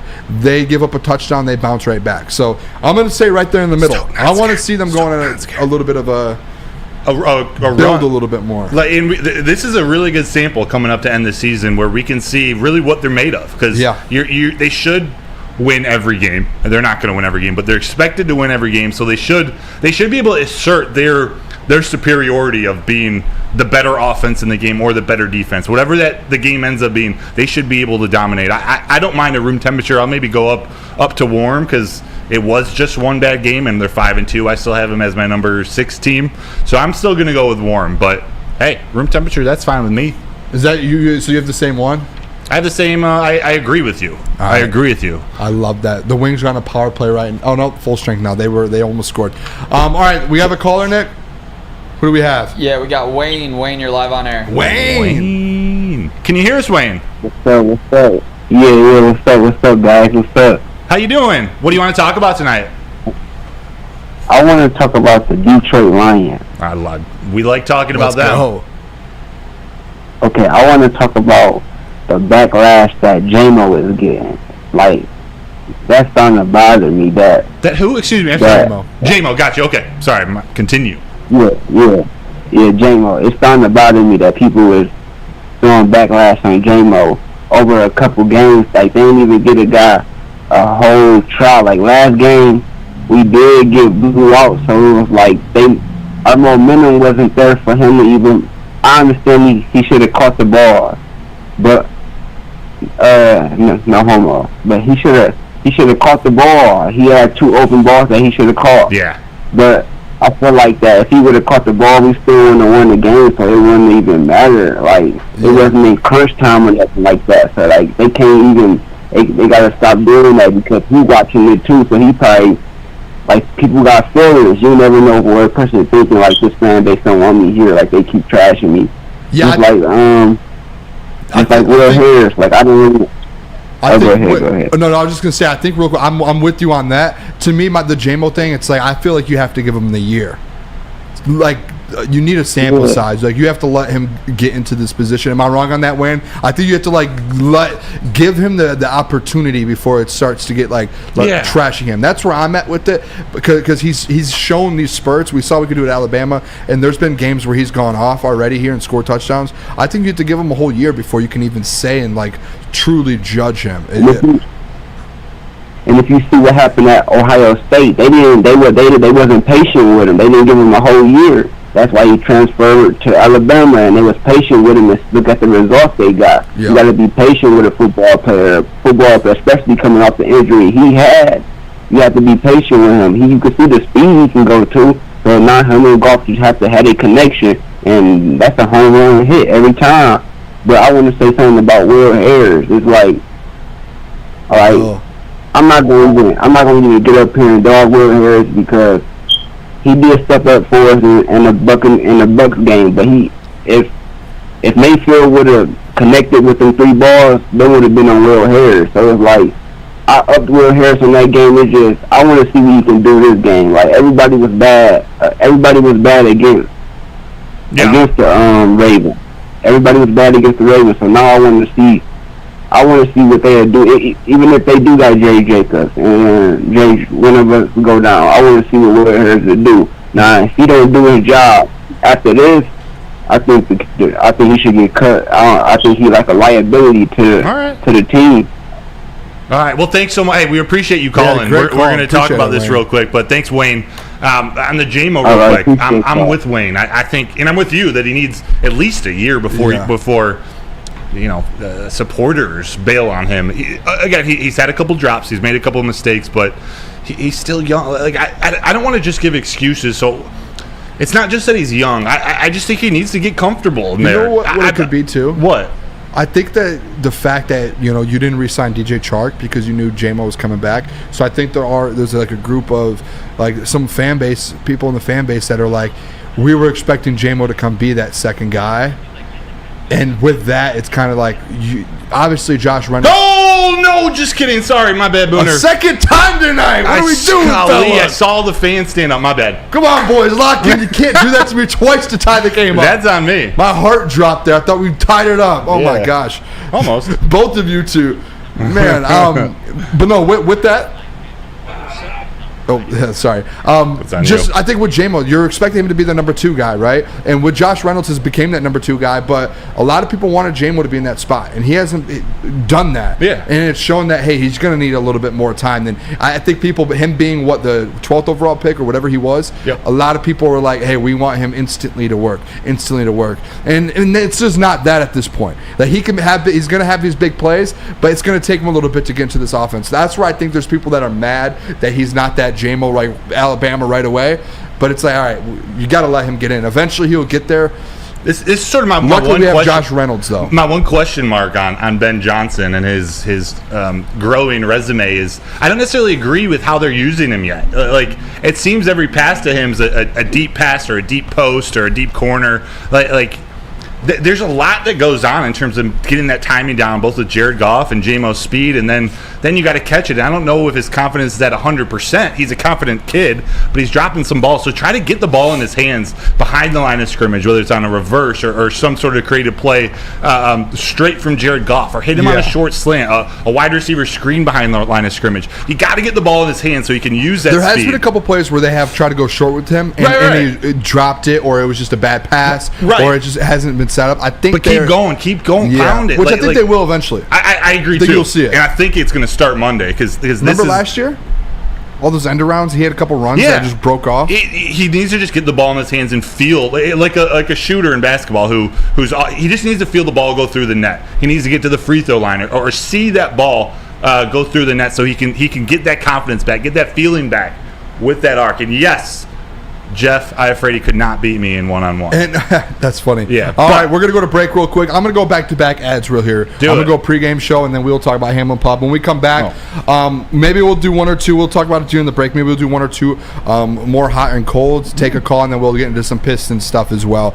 Let me tell you guys about the Lions pregame show, Woodward Sports Lions pregame show. That will be this week. It will be the one and only Hollywood Jeff Iafredi. It will be Neil Rule on the desk. Yes, that is going to be an insane show. And I will be joining as well in the Maz chair. That is, that'll be this Monday, I believe, 6:30. I'm going to remind me, Broder, after the show, I'm going to get that exact time. I believe it's 6:30 to 8. It will be that time, but I'll double check that for you guys and get that for tomorrow. Hosted by Jeff Iafredi on the Woodward Sports YouTube channel. And now, let me tell you guys about Hamlin Pub. Have you ever wanted a bar where you are a regular? Look at those wings. Those things look so good. I want some right now.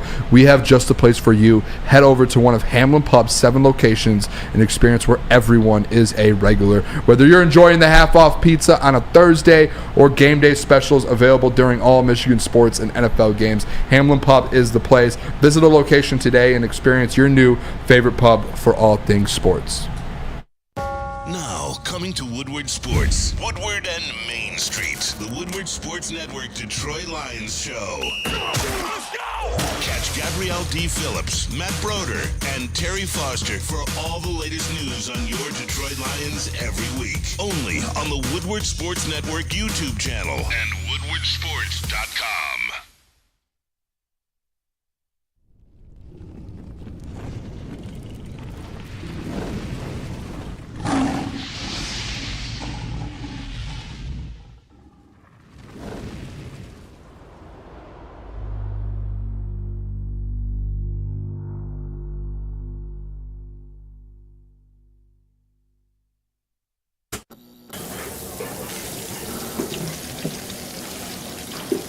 Burgers and chicken sandwiches are taking over at Big Boy. Try our new pretzel bacon cheeseburger. Turn up the heat with Bob's Hot Chicken Sandwich.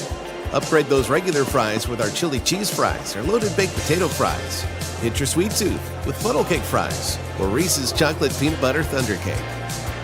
Load up on all your favorites today at Big Boy. Do you have football on the brain? Because fall ushers in college and professional football, and this year is already awesome. It's also the perfect time to shop for your home and auto insurance, so shop it like a pro at Swiss Insurance. They cover Woodward Sports Network, and they should be covering you too. So ask for Mark at Swiss Insurance today at SwissINS.com or call 248-800-4177. All right, welcome back to Woodward Nights with Booner and Broder. We are back, baby. It is a great night so far. I'm enjoying tonight. I'm not going to lie. This is a great Thursday night football's on the wing. Outside the wings, though. They're down 3-1. The boys in the room just keep teasing me with these goals here, making me mad a little bit. But we're going to get into things, keep things rolling here. We have another caller on the line as well. I think Shane Daniel, actually from the chat. OG, we see him in the chat all the time. Called in here, had a story to tell. It sounds like about something with Vegas or something. Yeah, Shane, you're live. Shane, what's up, man? Shane Daniel. Hey, what up, boy? What up, boys? How you doing tonight? Hey, doing great. Fantastic, man. How are you? Hey, I'm good, man. Just working. I work late out here, so just find some time to make a call. Dude, appreciate story it. I got though, yeah, always. My story is though, it's funny that the Lions are doing so good this year. Because my wife, she's from Mexico. She doesn't really follow football. Since we've been together, she's always been trashing me about how bad the Lions are and everything, as a joke. But they're so good this year, right? She's starting to become a fan. Wow. Like, the only thing she knew about NFL before this year was that she hated Patrick Mahomes. That's the only thing she knew. But now she loves watching that. She loves the Lions. She actually loves golf. Golf? Why didn't I say that right? She loves golf. She's got his jersey, and now she's excited that she gets to go to her first NFL game in 2 weeks when we go to the Chargers game. Oh, let's go! So I think it's pretty sick how the Lions are doing so well that even those of us that have been fans for years are getting other people that we care about who aren't fans excited about this team. Dude, that's and excited awesome, to do all that stuff. And you're from California? You and your wife live out there? Oh no, I'm actually from Toledo. I moved out to Vegas about 2 years ago. Oh, come on. Oh, so you moved out to Vegas, and then because LA is not so far from Vegas, was it like a 5-hour drive? Yeah, it's about a 4-hour drive. Yeah, gotcha. To head out to the stadium. That's why we're going there. But one last little bit is just a couple weeks ago we were watching the game, and they're showing they show Detroit downtown a lot of times. And she's like, you know what? I think I'm ready to go back to She loves snow, even though she's from Mexico. Mm-hmm. I don't get it, but anyways, she loves snow. She's like, you know what? I think we should move back to Detroit. Look how much fun they're having at the games, and we go to Tigers games and stuff. And I said, I'm looking right now. Yes. As soon as this lease is up, we're going back. We're coming back. Bring them on. And as soon as we're back, I think I've said in the chat before, guys. As soon as I'm back, I'm hitting both of you on my silly. Let's go grab a beer. Let's go. Let's go to Hamlin 100%. Pub or someplace. 100%, Shane Daniel. Get thanks some of for those the call. wings and some beers. Yes, thanks for the call. Sure. Thanks for the story. Exactly. We value you so much, man. Thanks, guys. Yeah, I know. I love you guys. Best show on Woodward Sports. It's what people say, the least toxic, chest the most fun. Like you guys, I look forward to you guys every night. Since bounce over to work, and I'm always on. Hey, thank you for that, Shane. That does mean a lot. Shout out to all you guys, dude. Thank you. Thank you. We Call in appreciate anytime, you, Shane. Dude, that's what this is about. Yeah. Like guys like Shane, all you guys in the chat, again, I know I said this before, we appreciate you. But to think, he's so right. Like there are new fans coming to this team, not bandwagon fans, but new fans that actually enjoy this team, enjoy the culture, enjoy MCDC. Like there's so much to like about this team, and they're playing well. It's a special year. That's like when you see these fan bases grow, like growing up, like my family loved the Red Wings. I never really got far into the Red Wings, but I became a huge Red Wings fan because my uncles and grandparents and cousins, all of them loved the Red Wings so much because they were winning. And the winning does that. Like, think about how long of a time the Detroit Lions were losing, and just like kids growing up are like, whatever, the Lions. But like when you're winning, it brings like families, like people, like young kids start to become fans of it and all of that. It was the same thing for the Pistons growing up, the 04. I was, 5 or 6, 7 years old and just fall in love. That's how I fell in love with basketball. I was watching 04 when I was 7 years old. And I was like, I love this. I want to be in part of that. And like, shout out to Shane for that call. That was awesome. I'm sure a lot of people have stories like that kind of throughout their lives. Yeah. And I real quick, I about the Lions not being good, that's sort of what makes this team special, because they did have fans through that time. They even had it was moms and dads teaching their kids about being that Lions and dealing with that loss. And for whatever reason, it continued to carry between generations. And now there's sort of an intersection of these generations where these dads, these grandpas and grandmas are able to experience winning with their kids now.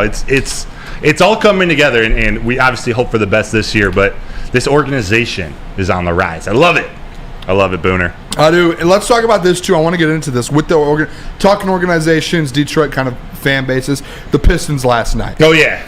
I feel like it's been so long since this Pistons organization has been good, and that build up to it. I mean, when was the last time where we could really be like this? And even 08? now they're still 08. Like then when they were going on all those runs. I don't know. They're not there obviously this year, but it feels like there's something a little bit more special that's kind of brewing. It feels like it's kind of with all the Detroit teams right now. Like the Tigers are building with some young guys.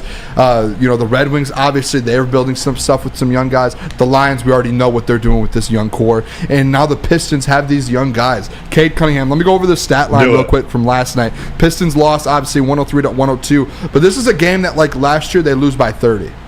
Yes. And this year, like, they're in that game, and they have a shot to win the game on the road versus a team that just went to the finals in your conference. So last night, Cade Cunningham, 30 points, 9 assists.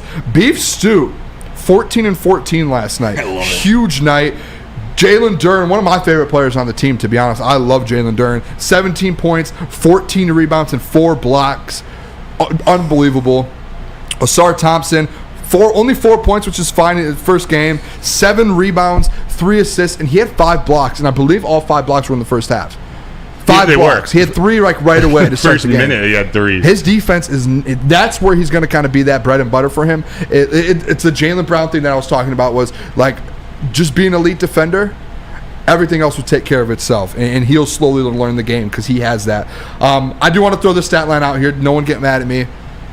Jaden Ivey, though. 4 points, 3 assists, 2 rebounds, struggled. I think he went like 1 for 7 from the field or something. Broder, I know we were doing the show while the game was going on, but I have a couple takeaways. I want to hear your couple takeaways first. No, my first just reaction, and I think I was just kind of running around the office saying this to people. I'm just so excited to have seen competitive basketball again. Like they're young, they're going to make mistakes, but Chris Platty said something too at the end. There were 40 or 50 games that really were over at halftime last year, and I got to admit I would just tune out. It wasn't exciting to me. Basketball, it wasn't exciting to me last year, but to see them go out there and compete. There's something that Cade Cunningham does to this team. It's special, and what he can do to change this organization, it is special. I think he's going to be. I think he's a future star, and it might happen sooner than maybe we all think. Yeah, I think last night showed that. And I'm literally when we did the preview with Kool-Aid, my one question was, can he be like a top 20 player in the NBA? I think last night he showed that if he stays healthy and he does this consistently, he's the man on that team. He's going to go out there and get 20 shots a night. If he's giving you 30 a night like that, he's probably not going to do that every night, but I think he could go out there and average 25 this year. That's the thing. He could, but his best attribute is his playmaking ability. Like, it's not scoring. But he can do that. He can score 25 a night. He can score 30 on any given night. He's that player, but his best attribute is getting his team involved. And so that's once I'm really not worried about Jaden Ivey. Last night was a rough game. I do like him coming off the bench. Like, it gives me, I don't know if it's Lou Williams vibes, but having just that electric athlete come right off the bench and able to score. He didn't show it last night, but able to get to the hoop, able to score. Hopefully he improves his defense. Monty Williams is going to figure him out. He knows what he's doing. I do trust him. Yeah, he might not be a 6-man all year. I want to see him play with Cade. Like, I like him as a 6-man, but I want to see what he can do with Cade. They just have a lot to figure out with this rotation. I mean, Killian Hayes started last night. That's not going to happen every game. Well, the thing, too, with Jaden Ivey is, like, if you look at, like, defensive like efficiency and all of that, everyone talks about how Bojan Bogdanovic is so bad. If you go look at it and you look at the worst in the league last year, Jaden Ivey was towards the bottom with Bojan. So there is that factor to it, and that was something I know Easy brought up on the heavyweights, was talking about, and I think he might have asked Lindsay about that. Lindsay Hunter too. If you guys haven't seen that, heavyweights had Lindsay Hunter on for a little bit. We should get him on in the next couple weeks too, because I had a conversation with him in the back in regards to Killian Hayes, Jaden Ivey, and Isaiah Stewart, and it was pretty. From what I've taken out of it, there are definitely some changes that could be made, and I think helps this team out a lot. But with Ivey, it's like that defensive side of the ball. Like, to Easy's point, Monty worked with Jaden Ivey the last few months throughout this training camp. He knows already what he could do, and in that time you would have thought that he would have been able to prove to Monty Williams already that, hey, I deserve to be that guy in the starting lineup. And if he didn't, then there's a reason why he's the 6-man right now. It might be because of the defensive side of the ball. It might just be because you need to burst off the bench. Any team you're on, and I had players when I was at Saginaw and coaching that you would move them out of the lineup and they struggled at first because it's a different role. When you're the number one option going last year, going to the 6-man this year, it is a shock. It's different. But once he gets used to it, I do think that it could be not just beneficial for him, but for just as the team as a whole. Like, you have a guy like Jane Ivey being your six. Like you said, it's that Lou Will effect. It's that James Harden and OKC effect. Yeah. Like, there is that effect to it. When you get used to it and he starts playing at a high level, I think it's a scary thing for him. I think he's going to do fine. The only thing that I didn't like about last night was the Killian Hayes thing. Yeah. I think everyone can be pretty open about that. We know he's not going to be your starting point guard. That was something I asked Lindsay, and he was like, yeah, him being out on the wing like that. Doesn't really make any sense. 0 for 6 from 3, and he's out there being he's just he's standing on the side ready to catch and shoot. That's why Monty's got something. Monty has some other plan in his head that we just don't know yet. There's a reason for all this. Yeah, and we may not ever know, but it didn't make any sense. But Monty Williams isn't just going to throw him out there for just cause. That's the part where Bojan would be, and I know he's probably not going to play the 2, but just having a guy on the wing to where Cade's being that playmaker, bang, bang, bang, making plays, and he has someone where Killian was in that spot yesterday, bang, bang, bang. going 0 for 6. Bojan's going to go 4 for 6. Completely different. Like, it changes the game. If Bojan played last night, the Detroit Pistons win that basketball game. So that's just it. Does the name Jeff Chadwick mean anything to you? Sounds familiar.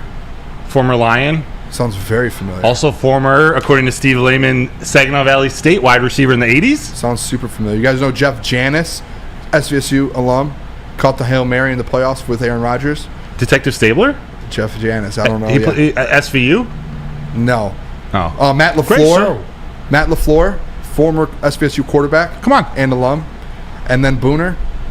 The very notable names. Jeff Janis, Matt LaFleur, Booner. You have the best record because you BNL. Did you see the chat, by the way, in the morning show, pumping the BNL? Were they? BNL is awesome. I was driving to work, so I wasn't able to tune into that. But, guys, let me tell you about Dispo Romeo. Dispo? Oh. Dispo Romeo. Experience Dispo, a team that curates an exclusive atmosphere mixed with fresh inventory from Michigan's largest variety of products. The first ever cannabis mall of its kind is conveniently located off of Van Dyke and 32 Mile Road in Romeo. Dispo Romeo is now open late until midnight every day except for Sunday. Can it get any better than that? It cannot. Dispo Dispensary, DispoShops.com, your local Dispo plug.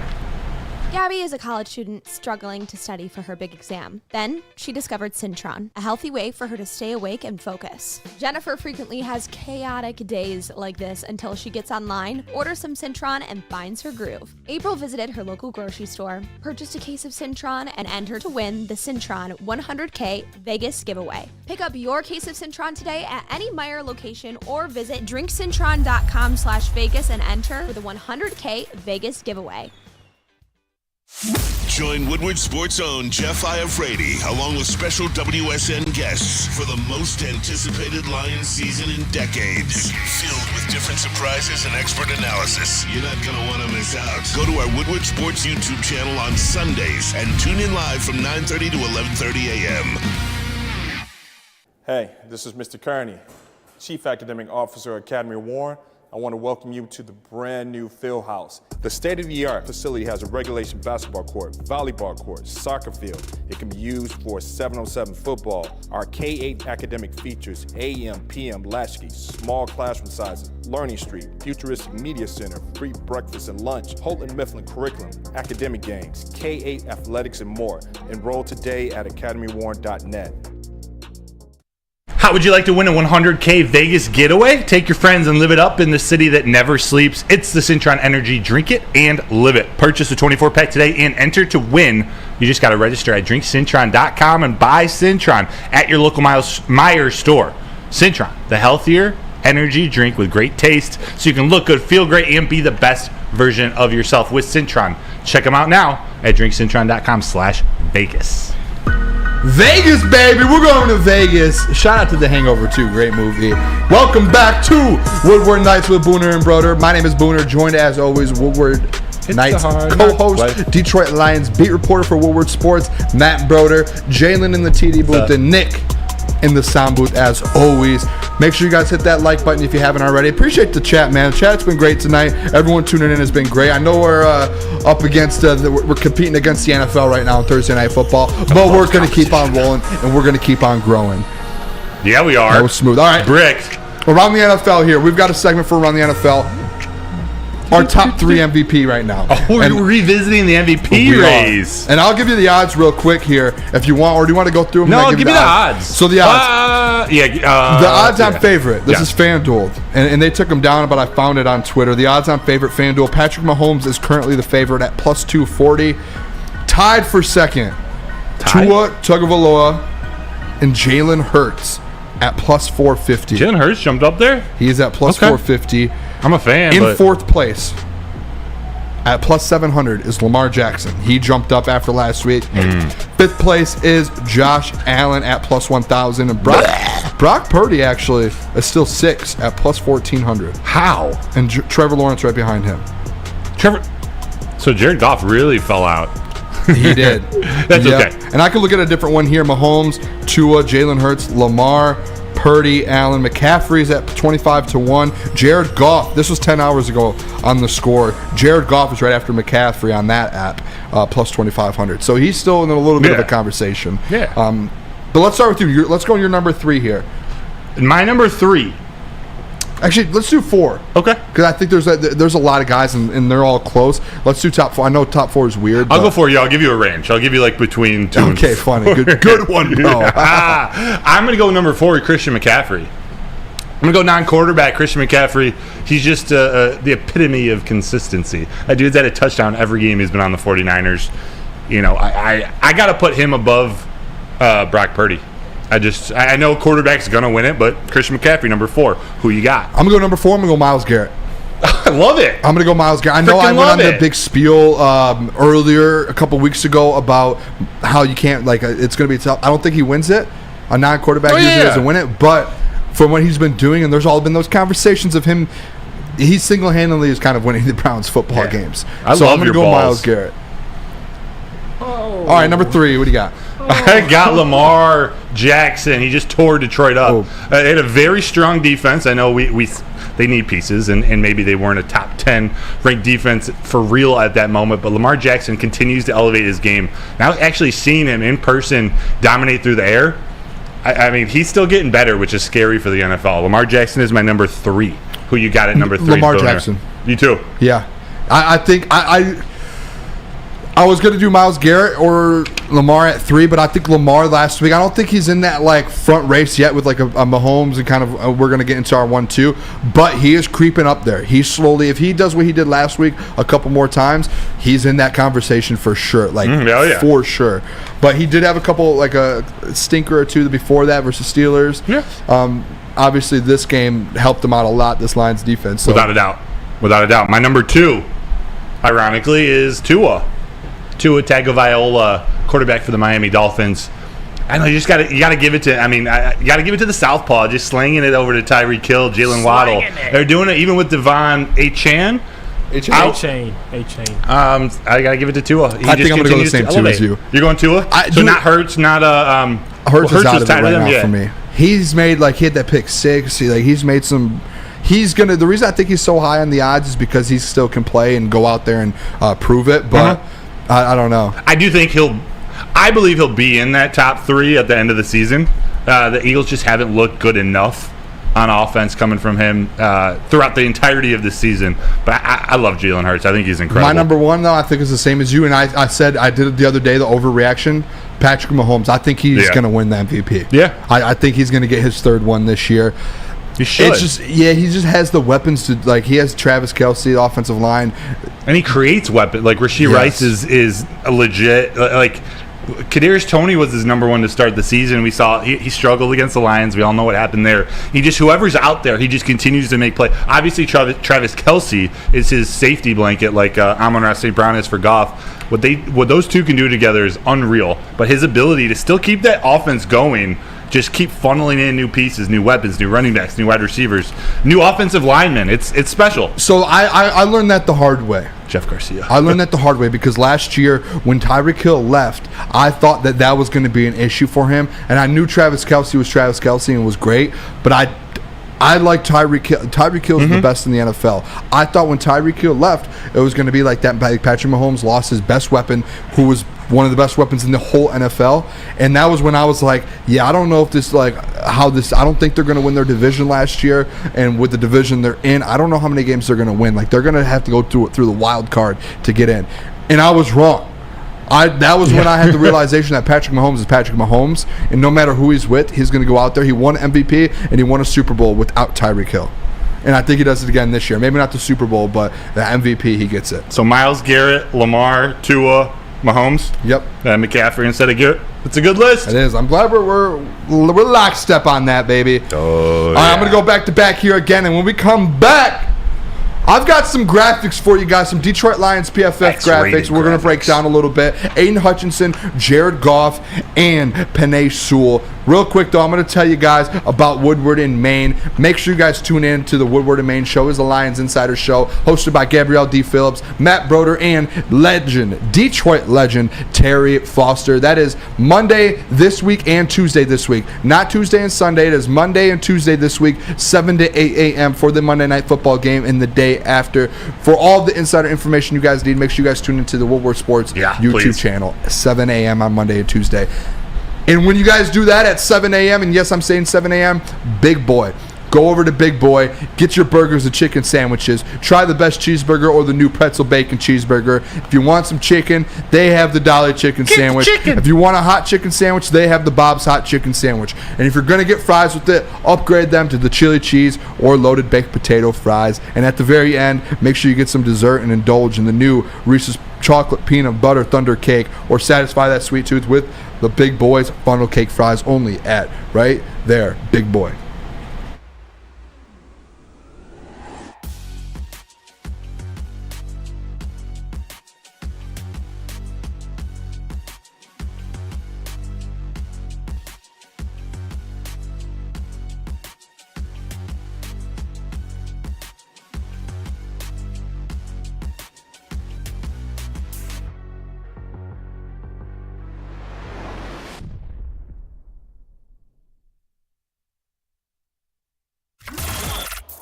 Woodward Sports' own Tom Mazaway and Sam Stick Day will be hosting our Lions postgame show after every Lions game all season long. Tune into the Woodward Sports YouTube channel for his hot off the press takes, game analysis, and Kool-Aid sipping celebrations.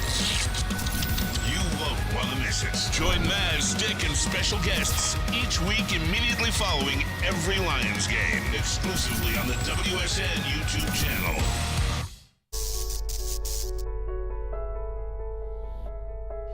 We've just received word. The world's cannabis supply has vanished. The public is outraged and has taken to the streets in response to this tragedy. The individual responsible acted alone, and we can only hope they will make things right soon.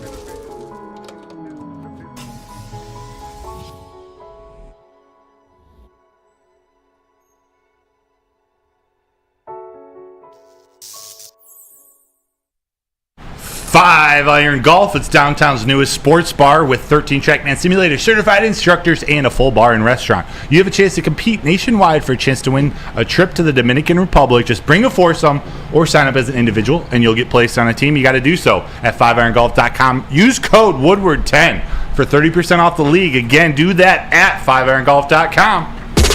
5 Iron. Welcome back to the Woodward Sports Network. It is Woodward Nights. Lions, baby. It is football. I love football. Let's go, boys. We are back. Hit that like button if you haven't already. Tell a friend about the show. Share the show. My name is Booner, and that is Broder. Hi. Let's have a night. We're getting into it here real quick. PFF grades. Not grades, but some PFF graphics I found today, Broder. Wanted to break a couple of them down. Let's start the one off with the Penei Sewell one. I already put Penei Sewell as my number one most important Detroit Lions player. This is kind of why I did it, too, because I saw this tweet today. I think it was from PFF. Look at that, Broder. How about that? How about that picture? I think most it says, pass blocking snaps without allowing a QB hit this season is Penei Sewell with 274. That is elite. So yeah, divide that by 7. Without a quarterback hit this season. Not one hit. Jared Goff, see, if I'm Jared Goff, if I'm the starting quarterback on a team with Penei Sewell, That dude is getting dinner paid for every Monday, Tuesday, maybe Saturday. Pre-game meals, whatever he it's wants. on you. Yeah, keeping it. He can be that jersey clean, dude. In 0 quarterback hits. That's. Goff's been getting hit the last few games. Nothing's coming from Panay. Not from Panay's side. It could be too that they're just taking their best players. Let's see. First, Max Crosby. Let's see how he does. Yeah. And I would like to see Taylor Decker's stat on that as well, because it's not going to be bad. Like no. Taylor Decker's got to be up. Like we talk a lot about Panay Sewell and Frank Gregg now, but like Taylor Decker secretly, he's a top 10 left tackle. I think he's higher, but like. There's some really good left tackles out there. He's as important to that offensive line as anybody, but we give Ragnow and Panay all the credit. Tony in the chat said, any trade rumors? Tony, none yet, but tomorrow there's a rumor that there might be a GM in the building here. Woodward Knights. There might be a GM. Seriously. We might be making some phone calls tomorrow night. Ring, ring. And talking to some other GMs and talking about some trade rumors. So you don't want to miss that, I promise you. Like Pretty Ricky, we're going to be on the hotline. We will. We've got something planned for you guys. But at 8 o'clock, not 5 in the morning. It's 5 in the morning. Oh, I see what you did there, Jaylen. A little sneaky little double little play on the words. All right, next graphic here, boys. I have a Jared Goff one. This one was really weird, the way it was broken down, but it was very interesting. I want to see. I want to see your guys' reaction to this, Broder. I want to see your reaction. Here's the Jared Goff PFF graphic. I got you. 1 second. Hey. So the highest graded quarterbacks, but look at below. Can you read that, Broder? Yes. So the Kirk Cousins one, it says. So highest rated when trailing, highest rated with the lead, and highest rated with when tied. So Kirk Cousins is the highest graded quarterback when they're trailing. Obviously, because they're trailing the whole time. That's a very good point. Thank you. Jared Goff's the highest with the lead. Yes. We'll talk about it. And then Dak Prescott is the highest rated quarterback when they're tied. It's very interesting, isn't it? Especially that it's those three quarterbacks. What a weird. This graphic couldn't be better in terms of like. I'm not going to use the word mid, but like the middle tier quarterbacks. Not the top tier, the Mahomes, not the second tier with Lamar and Herbert and Josh Allen and those. Actually, Herbert I think is now fallen for me. But anyways, you'd love to see that when the Lions get a lead, which they have this year. Jared Goff. He isn't dropping his play. He's not losing that focus, that energy. He continues to be the best quarterback in the league when they have a lead. Yeah. Like you said, Kirk Cousins, he's playing from behind a lot this year, so this is how I think about it, though. Is like Jared Goff, I think that's the best category to be a part of, obviously, because you're winning and you're in the lead. But like, there's a lot of quarterbacks that all year long they probably have the lead in their games just as much as Jared Goff. Yeah. Like right now, I'm just looking at point differential. When you look at that, that might be the closest to like time with the lead. I don't know. I'm just basing it off that. But like Josh Allen, one of the highest point differentials in the lead. He has a higher rating when they're in the lead than Josh Allen. Lamar Jackson. Patrick Mahomes. Yeah. Tua, everybody. Jalen Hurts. Trevor Lawrence. Geno. Those are all people with higher point differentials than the Lions, so they probably have the lead more often than the Lions. And he has a better rating than them. That's how I took it. So he can close the door. He's like Mariano Rivera. He can shut the door. He will be solid. You take the lead. Jared Goff will make sure you guys win that game. That's how I took that. Is it funny to you that Dak Prescott is the highest graded when it's tied? Like, and I know tied doesn't mean the game doesn't matter, but it's like, all right, you're not winning, you're not losing, you're just kind of. He's just coasting. Yeah, coasting, smooth sailing. Yeah, so it's just like, okay, cool, Dak, freaking do something. All right, last one I have here before we go to break and go to mailbag. This is my favorite one. This grade here, Broder, was the one that really like threw me took me off my feet. The most pressures from a team by PFF pressures by a team. Look at this. The Detroit Lions, number 1, with 159 pressures. Number 2, the Baltimore Ravens. Number 3, the San Francisco 49ers. And tied for 3rd as well, Dolphins and then Eagles. This is the best one. Yeah, because you would you think Aiden Hutchinson's really the only guy consistently getting pressure. So how is it so spread around? But man, to be number 1, like I thought maybe they'd be top 10 because Aiden Hutchinson's up there. What? Do you know what this makes me think? Where else is it coming from? What? I don't know where it's coming from, but I was telling this Nick during the break about this. Mm-hmm. The Detroit Lions are sitting at number 1 for most team pressures in the NFL with 159. Ravens right behind. Think about if Brad Holmes goes out and gets another DN, like a Chase Young, a Montez Sweat. Think about that. Yes. The Detroit Lions are already leading the NFL per PFF in pressures. If you go out and add another edge rusher, they're going to start, like, this defensive line and defense is going to turn that much more. You're already leading the NFL in pressures, Broder. Like you said, who is that coming from? You add Montez Sweat, throw in a Chase Young, give me someone else on the other side besides Charles Harris, who is a healthy scratch. This defensive line will be elite. I don't know who it is. I'd be curious to see where they rank in like sacks. Like they're getting the pressures, but they're not getting the quarterbacks. So maybe there's a discrepancy. But you're right, dude. If you can get someone to help to close that door, think about that. Yeah, that's huge. That's why that defensive line is so important. They're close. They're close. And we've had injuries, and that I don't think it's a finished product. I think they do need more pieces on that defensive line, and it may be overachieved to start the season. But man, to be number one. What is one thing that I had this argument with Jeff Ifrady, and I realized I was wrong earlier in the year. But he said for Aiden Hutchinson to be at that elite level, he needs the other people on the defensive line to be great. And you know what? If they're not, like, if they can't be great at that level to help Hutch, and you bring in a guy like Montez Sweat or whoever it is, and you bring him in to be great on the other side, Broder, that makes the whole defensive line better. That helps out Benito Jones. That helps out Isaiah Bucks. That helps out the commish. That helps out all of those boys on there. You see what I'm saying? Like, yeah. That is a team effort. If you have two edge rushers like that, you're already getting these pressures.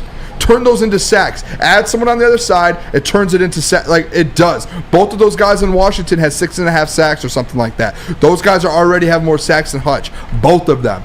And we can tomorrow we'll break it down a little bit more when we do the trade deadline thing, because there's going to be more DNs out there available. Yes. I've seen multiple of them, and I know we've been really high on these Commander guys, but there are other guys that are available. I saw a dude over in New York. Not going to mention names till tomorrow, but the Jets have a guy. There's guys available, and the Lions need to go get one, and they need to compliment Aiden Hutchinson. Those pressures need to turn into sacks. Sacks. Need to. So, guys, get your mailbag questions in. We're going to do it last 10 minutes of the show. But first, let me tell you about Les Stanford, one of our amazing sponsors, who has been running a business for over 50 years and just expanded to offer more products to more people. That's what Les Stanford did by adding the Les Stanford Buick GMC. They offer the same great service that customers have come to know and trust. And they're on Woodward, just south of 9 Mile. You can also check them out in Dearborn. It's their flagship location. Find the brand you want at lesstanford.com. Booner, tell them. Yes, Lady Jane's. Come to Lady Jane's Haircuts for Men for an award-winning haircut experience. Register to win a trip of your dreams and all expenses paid suite for the 2024 NCAA tournament. That is right. No expenses spared for you and 5 of your best buds. If you want to take me, I will gladly join in to go to the NCAA tournament. That is Lady Jane's Haircuts for Men. Open 7 days a week. Walk in anytime. It is wicked awesome. Calling all landscapers. This is Darren McCarty. I'm at Outdoor Equipment Co. How would you like to landscape like a legend? How about a bad boy zero turn? And even a chainsaw.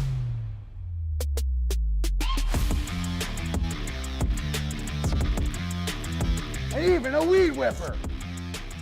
Whether you landscape for your job or landscape for fun, get all your equipment from Outdoor Equip Co., the official equipment provider of Woodward Sports. Michigan grown, family owned. OutdoorEquipCo.com. Now, coming to Woodward Sports, Woodward and Main Street, the Woodward Sports Network Detroit Lions show. Let's go! Catch Gabrielle D. Phillips, Matt Broder, and Terry Foster for all the latest news on your Detroit Lions every week. Only on the Woodward Sports Network YouTube channel and woodwardsports.com. Your home is your most important asset. Flexibility in the sales process is key. When you work with Mark White & Associates, you can cancel at any time, for any reason, without penalty. Speaking of flexibility, check this out. Who you work with matters. Hire the best broker in the game.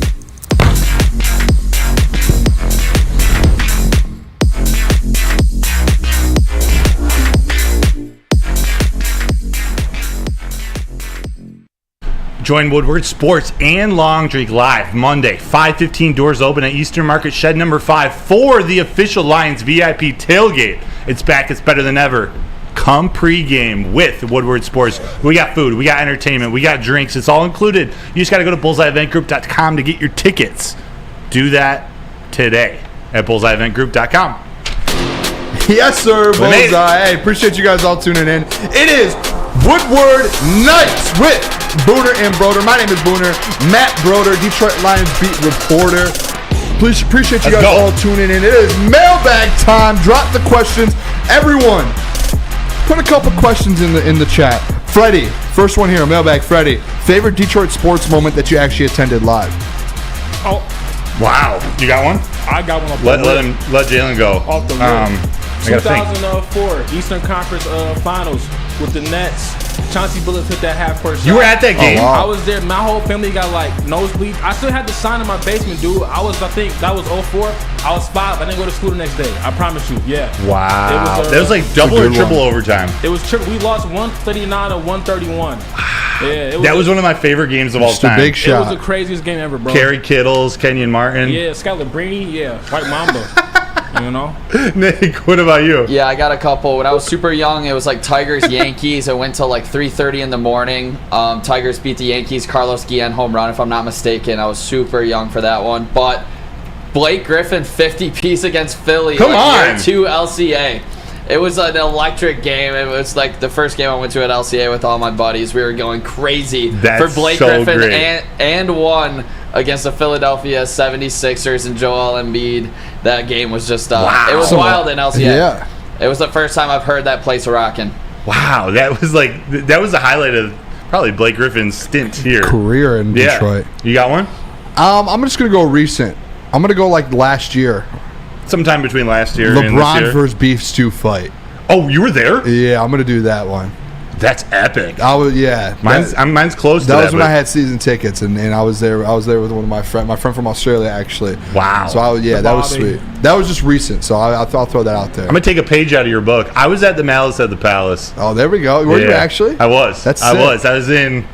Do you remember 6th or 7th grade? Well? Yeah. I was 6th or 7th grade. I was with my friend Alex Ray.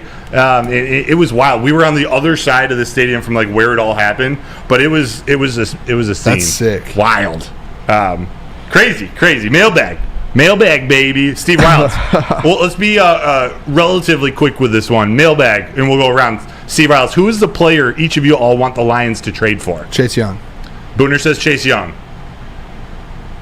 I will say, I'll say Patrick Surtain. You could double up. Yeah, I'll go Patrick Surtain. You could double up. Doesn't matter. Yeah, double up. Nick? Double up if you want. Yeah, I'll go Chase Young with you. Nice. I'm down to give up any capital we need at this point. I'm desperate. Jaylen? I'm going to go PS2. I'll go PS2 and Cortland Sutton. Yeah. Okay. You just want to take the Broncos. Hey, well, why don't you take multiple people? You guys, what's that phrase? Putting the horse. You guys come at me for that. Wait, say it one more time. Yeah, picking multiple things. Oh yeah, get him. I did. That's what I said. Get him. Okay, you just moved on. Yeah. You just moved on really quick. I you were just like, oh, Booner did it. Oh, it's on the Booner. Broder knows, but no, real Broder does know. Captain Broder. We could do PS2 because we could do one person. I'll stick with PS2. I was honestly reading the chat and I didn't even register. I'm not going to. Mailbag, Loreno. If they were available, should the Lions sign Speak, Easy, or Spenny? I'm saying Spenny. He's the most in shape right now.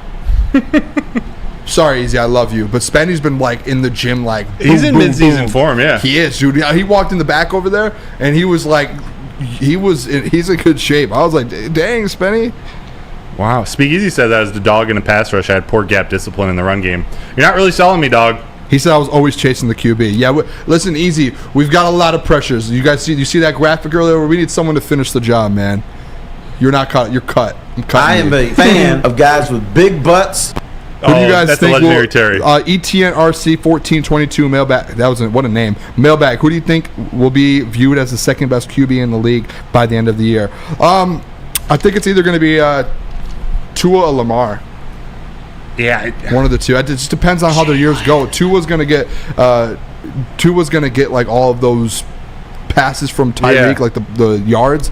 But I think Lamar, he still has a chance to kind of make his case. That's a tough question because it's like, what do you Nick's consider over the here best? saying Jalen Hurts. I would go with Jalen Hurts. Yeah. I would. I love Jalen Hurts. There's something about him. Yeah, I wasn't getting Jalen's take on it. I was actually saying Jalen Hurts. Yeah, okay. That's what he was whispering. Yeah, that was weird. I like Hurts on that one. I have one. It's not one to get an answer. Oh yeah, this just I thought was kind of Steve funny. Wilds? No, Weezy D313. This is mailbag. Asar was a higher pick than Killian. Can he get held to the non-spacing standard as well? Facts. That was his one concern coming out, though. Yeah. I mean, he has 3 years. That's what I was trying to spit out. Spot on, Nick. Spot on. That. Did you say Steve Wilds that one? He just asked when you're going to have your boy CJGJ on the show. Oh, he's not in Michigan. Happen? He's not in Michigan. When he's out, he had surgery down in Florida. He's from Florida. He is from Florida. They often do a lot of their rehab out of the facility. So he'll be back. He will be back. Get on the show. I think that's it. I don't see any more. Jay Cruzen said, "Why is Monty being lazy?" I don't think he is. Josu Gonzalez. Or is he talking about D-Mon? Who's healthiest? Oh, not me. Who's healthiest on the? I don't even know if he was asking for us or the Lions or whatever. I don't know. I don't eat great. Hey, I need to get to Planet Fitness more. I've not been working out since the show started. Me either. I grind. I go from 5 a.m. to basically midnight every night. I can go all night. Yeah. Hey, appreciate you guys a ton. Make sure you guys tune in tomorrow. Morning show tomorrow, 8 to 10. All the shows to follow at 8 p.m. We will be back live. Make sure you guys all tune in. Tell a friend. Everyone come tune in. We're going to open the lines up tomorrow, and we're going to actually talk to a GM tomorrow. Maybe GM Booner. Love you guys. See you tomorrow. Toodles. All night long. Oh, no.